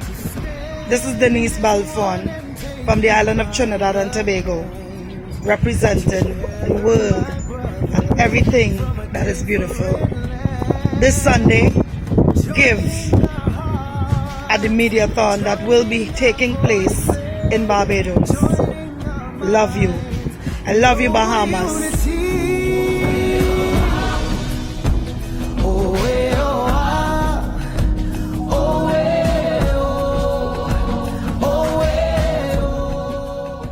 Yo, this is King Bubba, reaching out to all my Bajan people, big or small. Please help. Please donate anything you can to help us send to the Bahamas to help them through this difficult, most devastating time. And of course, I want to say enough love and strength. Please stay strong to all my friends, family, and everybody that I work with over there in the Bahamas, Freeport, Abaco, all the surrounding and affected islands. We love you. Barbados 246, we are doing what we can to help you guys rebuild. We are here for you. King Bubba, Barbados 246 in the house. Please donate and bring whatever you can, small or big, it doesn't matter. Thank you very much.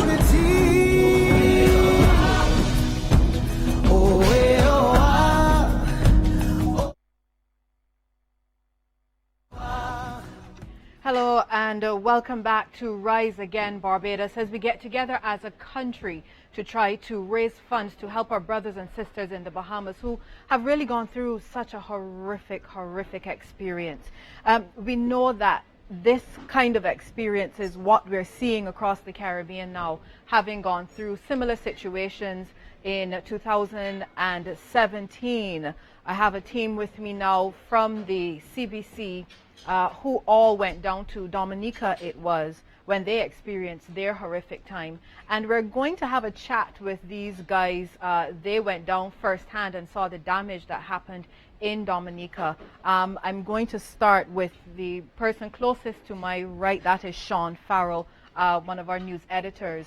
In 2017, Sean, you went down to Dominica, was it?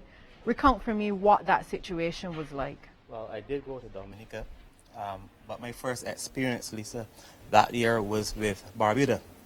So I saw Barbuda and the impact firsthand. We were actually trying to get into Antigua before the system hit, but that didn't work out, luckily, I guess. But we got in, I think, the day afterwards, and we got into Antigua and we were expecting significant damage, but we didn't see a lot of that at all. It was there then that we understood that the impact was felt very hard in Barbuda. And, you know, we were questioning ourselves, well, how are we going to get across there?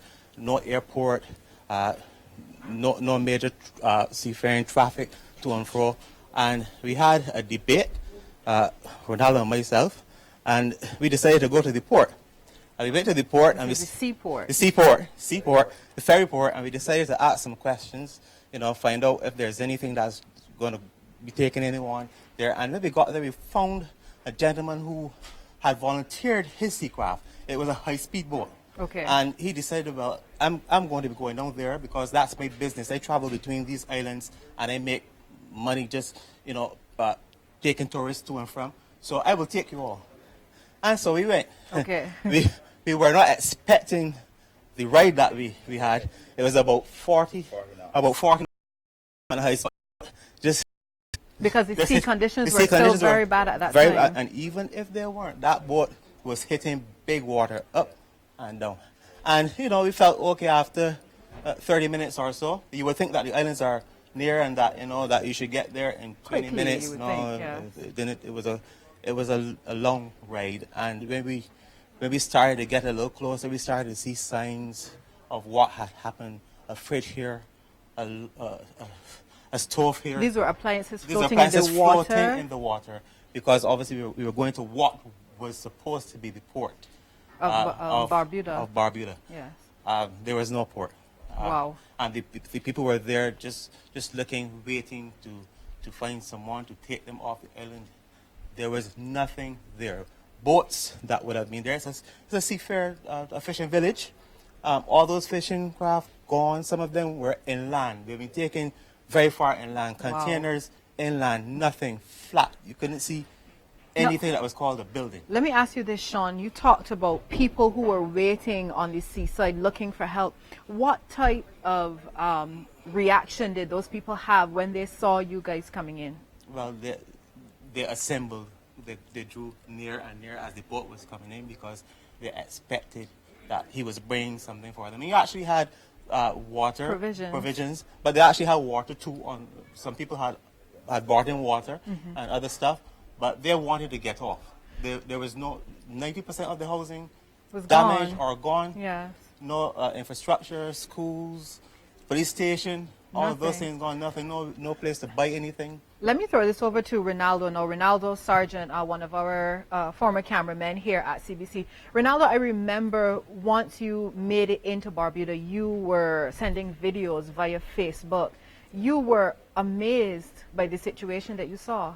Well, I didn't expect what I saw. You know, I'm 33 and we never really had that much damage here from hurricanes. So going there and seeing that, it was a shock to me. I mean, seeing the people, the infrastructure, the houses, the cars, the donkeys, had a lot of dead animals all over. I wasn't prepared for that. Yeah. That's the honest truth. When you say you weren't prepared, what was your first human reaction to that situation? Well, the first thing that came to mind is when we were going close to when we were approaching the island, Barbuda. I was asking the guys, what's the brown thing? I thought it was like you could see the sand and then you could see this brown. I don't know what it was, but when we got there, it was actually the trees. Everything was brown. So I was like, whoa. This is on the ground or on the water? This is where we were on. This was actually land. Okay. So every tree, there was nothing green, just brown. Everything burnt from the wind. Wow. And then when we got there, when we approached the ferry port, I mean, the people were so happy to see people. They just wanted to get off, as Sean said. They were just fed up. Not fed up, but they were. It was a horrible amazing. experience, Very. I could imagine. Now, let me pass this over to Kareem. Kareem, I'm thinking that, this is Kareem Smith, one of our former reporters here at the CBC. I'm thinking that your experience might be a little bit different because you were a cub reporter, basically. Yes. When you went into a situation like that. So it wasn't even to say that you'd had experiences or very many experiences dealing with Barbados. And you went into a situation where you went into total devastation. What was that like? Yes, it was really and truly a wake-up call. And I'm 23 now, I was 21 at the time. And when I got the call from Mr. Farrell. And he was like, you know, Dominica is reportedly in so very you bad went shape. to Dominica Yes, as I went opposed to Barbuda No, I didn't go to as well? Okay. Yeah, so he said the damage is pretty bad. The Barbados Defense Force is going to send a team, and you are going with them. 21-year-old. Honestly, I was thinking, well, this is kind of the stuff that reporters are, budding journalists, this is what we live for. So I was somewhat excited. We got on the boat. It was extremely rough because he was still in the area. And from then, I realized how real of an experience this was going to be because I started to get extremely sick. And then... And this was from the boat, yes. Sort of the situation, what Sean described. Yeah, except it was not 20 minutes or 40 minutes. It was about 13, 14 hours. Wow. Yeah. And then as you get closer to the island, I've been to Dominica a few times when it was the nature isle, as we call it. And Dominica, I know Dominica to be a very, very beautiful place. And as we started to get close to Dominica, it usually looks like a gigantic green mountain. It was like a desert almost. It was horrible, it was awful, it was brown. All the trees were gone, and as you started to get closer, you realize, well, obviously it's just not nature that has been impacted by this, but humans, because everything was in chaos. Everything was literally in chaos. People were just running to and fro. Some people were, just walking across a case of water on their head, just walking to some place, and you ask this person, where are you going? I don't know. But my house is gone. I don't know where I'm going. But everything is gone, and that was a real wake-up call for me personally, because I know here in Barbados we take these things for granted. I take these things for granted. And I was some person who was I would usually get excited about the prospect of bad weather, but it really was something different. It was a real wake-up call. Now, let me speak now to Peter Thorne, who was a senior journalist here at the CBC. Peter, you have experiences that supersedes all of us, really.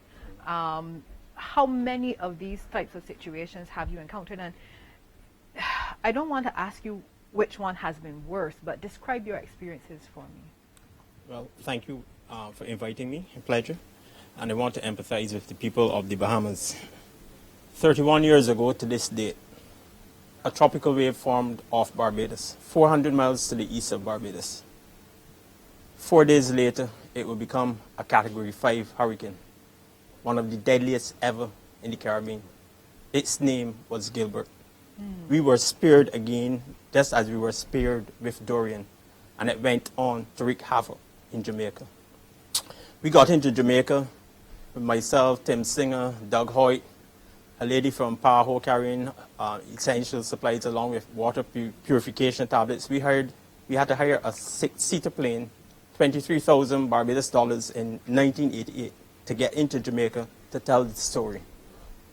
There was no air traffic control communication out of Kingston because the airport had been flattened. The control tower was down. So we had to communicate with the air traffic controllers in Miami. And it was a terrifying exercise. I'll concentrate on Jamaica because we stopped in in Haiti, just to get some drinks, basically. And we landed in the middle of a coup. And there were 2 coups within 3 days. And when I went into the airport in Haiti, I encountered a man pushing an M16 into my face. Wow. And because he thought, obviously, I might have come as part of the coup, and the government was trying to defend what had happened. That was when you had Arthur Pascal Trio and Leslie Maniga. He was overthrown. Okay. So that was a different experience. But the first thing, when you landed in Jamaica, you saw small planes that you would see at Grantley Adams Airport thrown into trees. I thought this was a movie. I could not believe, not one plane. I thought about 10, 12, 15 planes. As soon as you get off the plane, into trees. So I knew this was deadly serious. So Jamaica then, and I got to see what the full experience was. You saw looting. It was a horrific experience. Prime Minister Edward Seago, who died earlier this year, he was in charge at the time. And he said that the damage inflicted by Gilbert was like Hiroshima after the atom bomb had been dropped. Okay, thank you very much, Peter. Gentlemen, I'm hoping that we can get a chance to talk to you again, because I want to know, having had this experience, how this now has shaped your view. Kareem talked about it making him think differently about systems. I'd like to hear from you all as well about how this has shaped your view going forward. But we're going to have to say thank you very much for this segment right now. This is Rise Again Bahamas Mediathon here at the CBC, where we're asking you to just open your pockets and give, so that we can help our brothers and sisters in Bahamas. At last checked, the last amount we had pledged, $75,950.70. We're hoping to see if we can get to $80,000 by the time that we check in. And we ask, if you've pledged to give the money, please follow up. We'll take a break and come back with Rise Again Bahamas.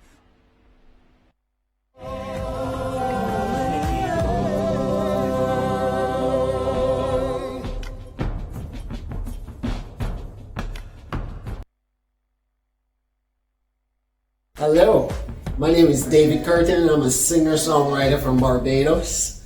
Now, we in the Caribbean and all over the world have heard destruction caused by Hurricane Andrew, and we know they need our help really bad. So, Sunday, we're having this huge mediathon, and right here in CDC where I'm filming right now, we're gonna be like lots of talent coming in to really share and keep your interest up. So I want y'all to really support, give whatever you can, because our brothers and sisters in the Bahamas really need our help, okay?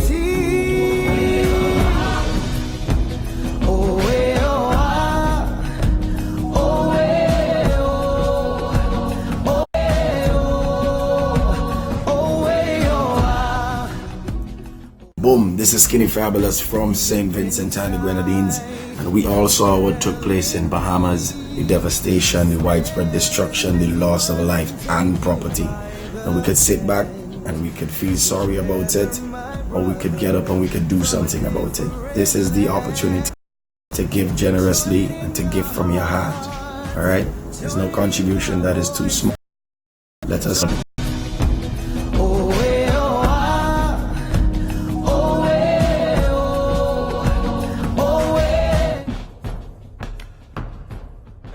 Julian here, member of Disney's The Lion King musical, ensemble member and Simba cover, and also professional creative. A few days ago, our Bahamian brothers and sisters would have been affected by horrible Hurricane Dorian. Here's our chance to stand with love and care. Here's our chance to stand as a Caribbean nation and give back.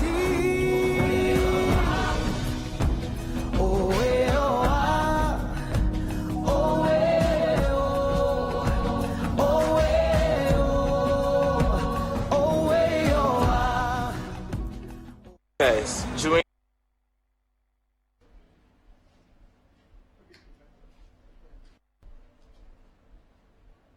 Well, welcome back. This is Rise Again Bahamas, and we have joined together as a nation, as a people, to support our brothers and sisters in the Bahamas. I just want to remind you to call, to pledge, to donate, 228-6288. That's 228-6288. I had the pleasure of spending some time in the call center, and there's some wonderful ladies and gentlemen there waiting to take your calls. 228-6288. Get everybody to call. Get your friends, get your family, get your church, everybody to call in and donate. This is an amazing cause, and it's been said before, but we are so fortunate. We are so blessed. That's why we need to continue to give and to support our brothers and sisters in the Bahamas and make sure that they're taken care of, because you never know.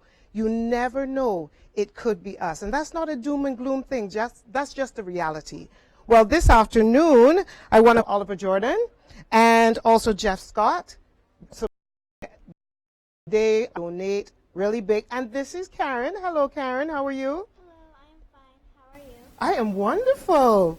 All right, so Jeff, ICBL coming on board. Of course, this is very important because you're talking about insurance, and it's something that we hear a lot about as it relates to hurricanes and other things going on. But in this season, the hurricane season, talk about the importance of insurance. Before we even get to this amazing donation, let's talk about the importance and why ICBL is so, supportive, one, but insistent or encouraging us to really make sure that we are insured.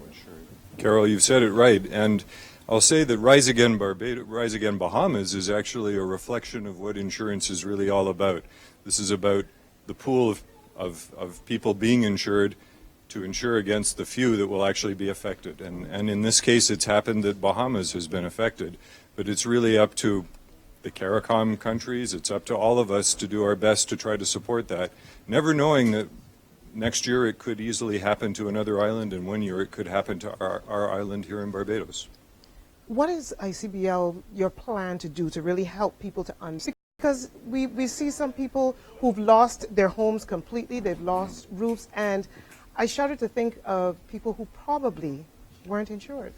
Yeah, and Carol, this is the time when we should actually all stand back and think first of our brothers and sisters in Bahamas, but secondly of our own families. I'm here with my daughter Karen, partly because at ICB we think about families. You will see us more and more in the community. You see ICBL not brand but for ourselves, but actually how important it is for people to be aware of assets. Those assets are your family, your property, your car, your home, and any and all of those things should be protected, and insurance is there for you. I would say also at ICBL we're trying to make it easier. So part of our message is to make insurance available easily for everyone, make it affordable. Buy it online at midnight on Sunday if that's when you need to buy insurance. It's available that way. And, really and truly, as ICBL's motto is, but I think we're speaking also on behalf of the whole insurance industry, we're always there when you need us most. We'll be there for Bahamas when they need us most. We're here for Barbadian families, for Barbadian businesses. We'll continue to innovate. And it's just really important that once we get past this initial period that everyone does take a bit of time to reflect on your assets and are you well protected? And if you're not, find some advice. And we would, of course, be happy to be part of that. Thank you very much. Thank you, Carol. Oliver Jordan is here as well, and we're just going to... Now, tell me a little bit about you, how you felt seeing what has happened to the Bahamas. We're just going to talk about that for a little bit and then get into the donations. Sure. Actually, before I talk about that, I just want to talk a little bit about what Jeff was saying in terms of being insured. What struck me on the Monday when we had the warning about Dorian is that I drove into the office and there were lots of customers looking to pay their insurance policies. And what happened is that people suddenly waited to the last minute to realize I need to pay insurance. So I think if there's a message we want to get out is that Barbadians need to think about insurance before they really need it. So that's something I really want to reemphasize. In terms of the Bahamas, I mean, clearly what we saw there was total devastation. And as Jeff said, it could happen to any other island in the Caribbean. It could happen to us one day. So I think it just behooves us to make sure that we are our brethren in Bahamas at their time of need. Okay, thank you so much. And just note this is donated by ICBL, and Karen, so proud. Thank you so much, so much. And I believe, Jeff, you wanted to make, not Jeff, you wanted to make other. Yeah. So there's another donation. One of my roles is I'm chairman of the Chartered Professional Accountants for Canada, the Barbados chapter. CPA Canada is one of the largest professional accounting bodies in the world. We have a chapter in Barbados with about 500 members, and on behalf of that chapter, we want to make a donation of $2,500 to the cause. Well, thank you so much, gentlemen. Thank you so much. This is Rise Again Bahamas. And I think it is, if I'm hearing correctly. Well, we have Kimberly here, and Kimberly, she is going to be doing a special interview for us. Yes, and welcome as we continue to help the Bahamas to rise again. The Barbadian Media Fraternity, all of Barbados coming together to encourage all of our brothers and sisters to do their part. We've had from the young and the young at heart, tiny groups, organizations, and we want to continue to encourage all of you out there to actually allow Bahamas to rise again. So don't just sit at home. Come together and let's make this happen. Of course, we're also going to have this afternoon the Honorable George Payne. He will be with us. Of course, he's the chairman of the Barbados Labour Party and currently acting Prime Minister of Barbados. So we want to, give everyone that opportunity to recognize that by leading as an example for this country, we can continue to give whatever we have, give of our hearts, give of our time, and of course, whatever it is that we can give. It doesn't only end today. It actually continues throughout the course of the week, and you can continue beyond that time to make your donations. Remember, pledge, you can also see it at the bottom of your screen. You can pledge online as well. Those of you at home, take this opportunity to take note of the account number. And as we continue to share those who are actually donating towards the cause, we want to also reach out to our brothers and sisters across the Caribbean. So at this point in time, we take you over to St. Lucia. Prime Minister Alan Chastanet is on the line. Good afternoon to you, Prime Minister Chastanet. Good afternoon. I'm actually in Switzerland, in Geneva. So it's past midnight here. Welcome. Tell us of your experience thus far, having seen the level of devastation in the Bahamas. I think it's very important for us to humanize what has transpired. And as unimaginable as what I'm going to say is, it's the truth. So when Prime Minister Motley and myself were back to the Bahamas and were able to fly over APCO and also to be able to fly Grand Bahama, and then the following day I went on the ground in Abaco and actually met people and went physically to the different areas that were impacted. And by the time we got there, we got there on the Thursday and the Friday. So it means that the hurricane had been walking around pretty much because the entire area was involved. One of the things that really resonated to me, other than the humanitarian crisis that was there, was where the government had placed several heavy sets of heavy equipment in to be able to mobilize them right after the hurricane. But because of the snow, which exceeded 10 feet, all that equipment was underwater for hours upon hours, and therefore, when you came to turn it on, it couldn't even be mobilized. That after you would have gone through horrific evening, where you had heavy winds, which is bad enough, but then now floodwaters were now occupying houses, and we heard story after story of people talking about that they were literally floating to the top of their ceilings and were left with 1 foot of space to be able to breathe. In other cases in which it wasn't the wind that blew off the roof, but it was actually the water now lifting off the roof. And people literally clinging to anything they could. And at the end of the day, those people who then survived, that it's taken this long in order for people to even be mobilized efficiently to come and start helping people. So you're going through the ordeal of maybe losing a loved one, and many of them told us about the stories where they know their wife or their husband or their children were lost. They knew that they had died, but then trying to survive themselves.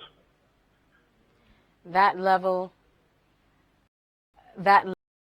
of seeing that not only here in Barbados but across the region, and I'm pretty sure that your administration at this point in time are not only looking towards the financial aid, but of course being able to rehabilitate those persons from that have been truly hurt and truly touched by this level of devastation. So I want to say that that's certainly how I think that our minds would think in terms of how do we get these families back to some level of normalcy. But I have to say to you honestly, and it's not until you're there that you realize that that's not even the most important thing. You have people who are still currently trying to be evacuated from Abaco and now trying to be evacuated from Grand Bahama, who've lost everything, and some people who have never left that town ever in their lives, and are now being moved to Nassau. And the lucky ones are the ones who have family in another island in the Bahamas, or family that are in Fort Lauderdale, West Palm Beach, or in Miami. But I'm sure there are many people who don't have anything else. And in addition to losing your husband or losing your wife. What of those who, of course, would not have been able to evacuate at this time? There's some of them who also don't want to leave just yet because they're still holding out hope for a loved one, a relative, a family member of some sort. What of those? There are many of those. And so I just want not to lose sight of the crisis that still exists there right now. And so they are still a long ways away from able to turn a corner. So I want to say that, certainly CARICOM is there trying to share our best practices. You've seen what took place at the BVI and in Dominica, in U.S. Virgin Islands, and even in Puerto Rico. We've seen what's taken place in other islands over the years, and unfortunately, Haiti also comes up. So there is a tremendous amount of experience in how to deal with this. The most difficult thing that we're trying to deal with, and I think that your Prime Minister and myself and several of the other Prime Ministers, is that we really believe that the world has been very delinquent in responding to this humanitarian crisis. So first of all, there is much more work that we need to do in terms of preparation for these hurricanes, in understanding how more significant that they are. And there's a very important lesson, and I want also Barbadians to hear this, that when you want to try to criticize it, these storms are completely unpredictable. We saw with Maria where it was not even supposed to go to Dominica, and then eventually it was supposed to go to Dominica as a Category 1 hurricane, and in a matter of 7 hours became a Category 5 hurricane. We're talking about the Dorian that went through the whole Caribbean at 12 miles an hour, approximately, got over the Bahamas and slowed down at 1 to 0 miles an hour. And so therefore you're talking about some villages had 30 hours of sustained winds of 150 miles an hour, of a gust wind of 200 miles an hour. I'm not even sure that we can fathom what it means to have a storm surge of 15 feet that's coming through. So literally the whole country is just flooded with water, and containers and cars literally just floating by and causing even more havoc. So there is that preparation and understanding that we now must be in a constant state of preparedness.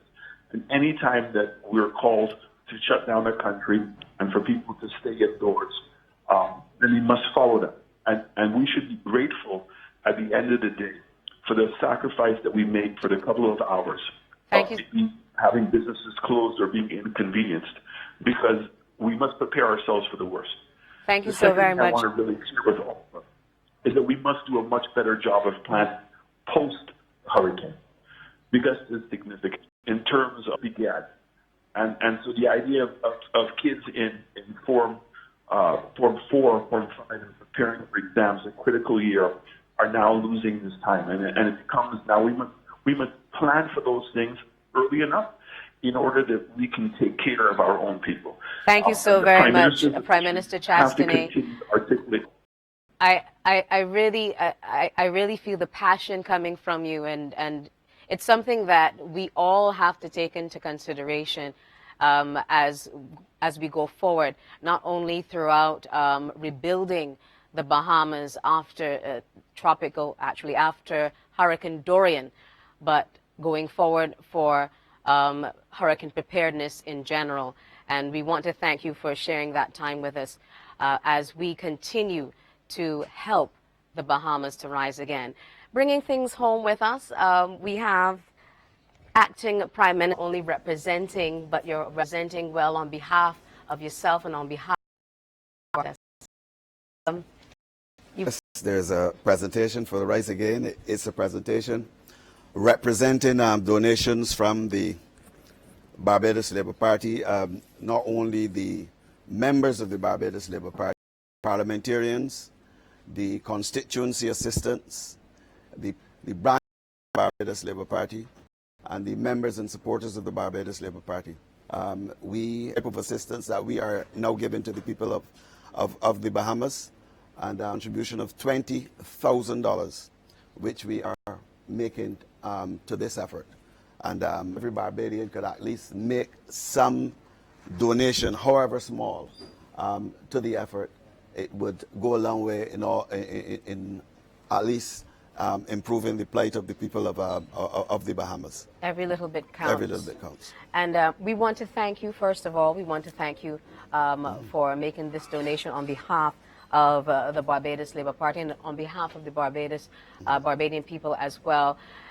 This is something that hits home to us, because at the end of the day, it could very well, today for you, tomorrow for me. Exactly. What are some of the thoughts that you'd like to share with our folks at home, our Barbadian folk at home, and also those who reside in the Bahamas? Well, I would like to say that when the first reports of the hurricane region Barbados came to us, there are a lot of people in Barbados who actually thought, looking at the location of the hurricane, that we would not have been spared. And a lot of us were somewhat worried with respect to the outcome of any damage coming to Barbados at that particular point in time. And I must thank Prime Minister Motley for the effort that was placed in ensuring that she brought home to us the seriousness or injury that could come of the hurricane. And having known that, I sort of feel for the people of the Bahamas, the people of Abaco. When you look at the devastation which that country has suffered, it Indeed. very well could have happened to Barbados. And we would hope that what has happened in the Bahamas would actually bring home to us what very well could have happened in Barbados. And one could reflect to 1955, most of us would not have been alive at the time. Hurricane Jeanette, when we speak of serious hurricanes, we normally think of Hurricane Jeanette and what would have happened if a hurricane like Jeanette sort of visited these shores. And certainly, as a result of that, I think that we have to be sympathetic in many ways to what has happened to the people of the Bahamas. And all Barbadians, at least, should make some sort of effort in order to empathize with what has happened there. Very well said. Words from the heart. I want to thank you, Minister Payne, for taking the time to share with us. And as we continue to share with you, the Broom, of course, with us sharing not only other members who are contributing, but they're also sharing the talents as well. Lisa? Thank you very much, Kimberly, as we continue with this Rise Again Bahamas Mediathon, appealing to you to give to our brothers and sisters in the Bahamas and to make that appeal to give you a sense of how this system has really been affecting or has really affected the Bahamas. I have two students here with me from the University of the West Indies, both of them Bahamian students. Next to Tyrone is Gail Wallace. Tyrone is speaking earlier. I know that you were here in Barbados when Hurricane Dorian struck. How did you follow? Well, as you can, your own country has experienced something so ravaging. For me, my father lives in Grand Bahama, and having to start school worrying whether he's okay, because of course, you know, communication is limited. And the last report I'm hearing from him is that water is starting to enter the house. It's unexplainable, the anxiety that, you know, you're encountering as you're trying to figure out, is your family okay, is your auntie okay, uncle, friends, brothers, sisters, getting all these reports, seeing all these images of the drastic turn that your country is taking, particularly Abaco and Grand Bahama. It's not easy to see that, and it's really one of the darkest periods that I can recall for the Bahamas at this time. But like your theme says, I believe that we will rise again. But let me ask you this. You said your dad lives on Grand Bahama. Is he okay, and are your other family members okay? Well, I heard from my father, and he's doing okay, and my aunts who live on Grand Bahama, while they may have lost their homes, they're alive. But my country is hurting. Whether it's my family or not, the Bahamas is the kind of place where everybody knows somebody. So whether you're my blood relative, you could be my friend. We feel the pain for each other, and that is really what is going on here. To see the little children having to fight for their lives in the water, that touches me, because it could have been me. It could have been, you know, any one of us. So that's why I'm making the appeal. Any one of us at any given time on this earth could be in that predicament. So I'm making the appeal to the public to help, lend a helping hand to the Bahamas in this time, because like said earlier, today for me, it could be tomorrow for you. So I'm just appealing to the public. We need your help in this endeavor. Thank you very much, Tyrone. Abigail, let's pass the microphone to Abigail for me. Abigail is the president of the Medical Students Association and a Bahamian as well. Is your family okay? Yes, Are my the members of your family's family okay. Good. Did any of them live on either Abaco or Grand Bahama? Yes, I am from the island of Grand Bahama, and that is where my family resides. I have a lot of friends who have lost their homes. So even though you would see us here and we are to school, we much would have rather being home. We're here physically, but our minds really wasn't here during the storm because we're worrying about what's going on back at home. We've experienced and encountered many storms in the Bahamas, but by far this is the worst one. What would you want to say to Barbadians or whomever is watching, however far away they are? I would like to say don't forget about the Bahamas so quickly.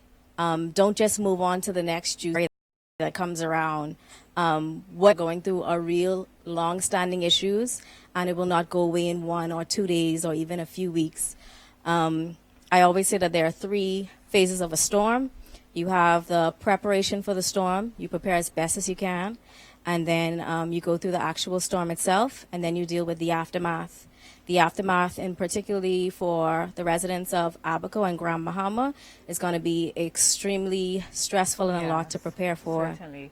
Thank you very much. Tyrone, Purple, and Abigail Wallace, 2 Bahamian students here at the University of the West Indies. And as they said, don't forget about Bahamas. Continue to give.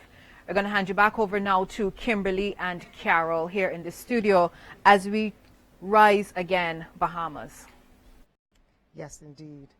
And continue to support this evening. Kim, that we can call? 228-6288, 467-5507. You can also WhatsApp 467-5444. Of course, we have an email address with which you can send your pledges to as well, Carol. Well, you can actually donate www.riseagainbahamas.com. Use your Visa, MasterCard, American Express, Discover card. You can also come right up here to CBC in the Pine. Come and make your donation in person.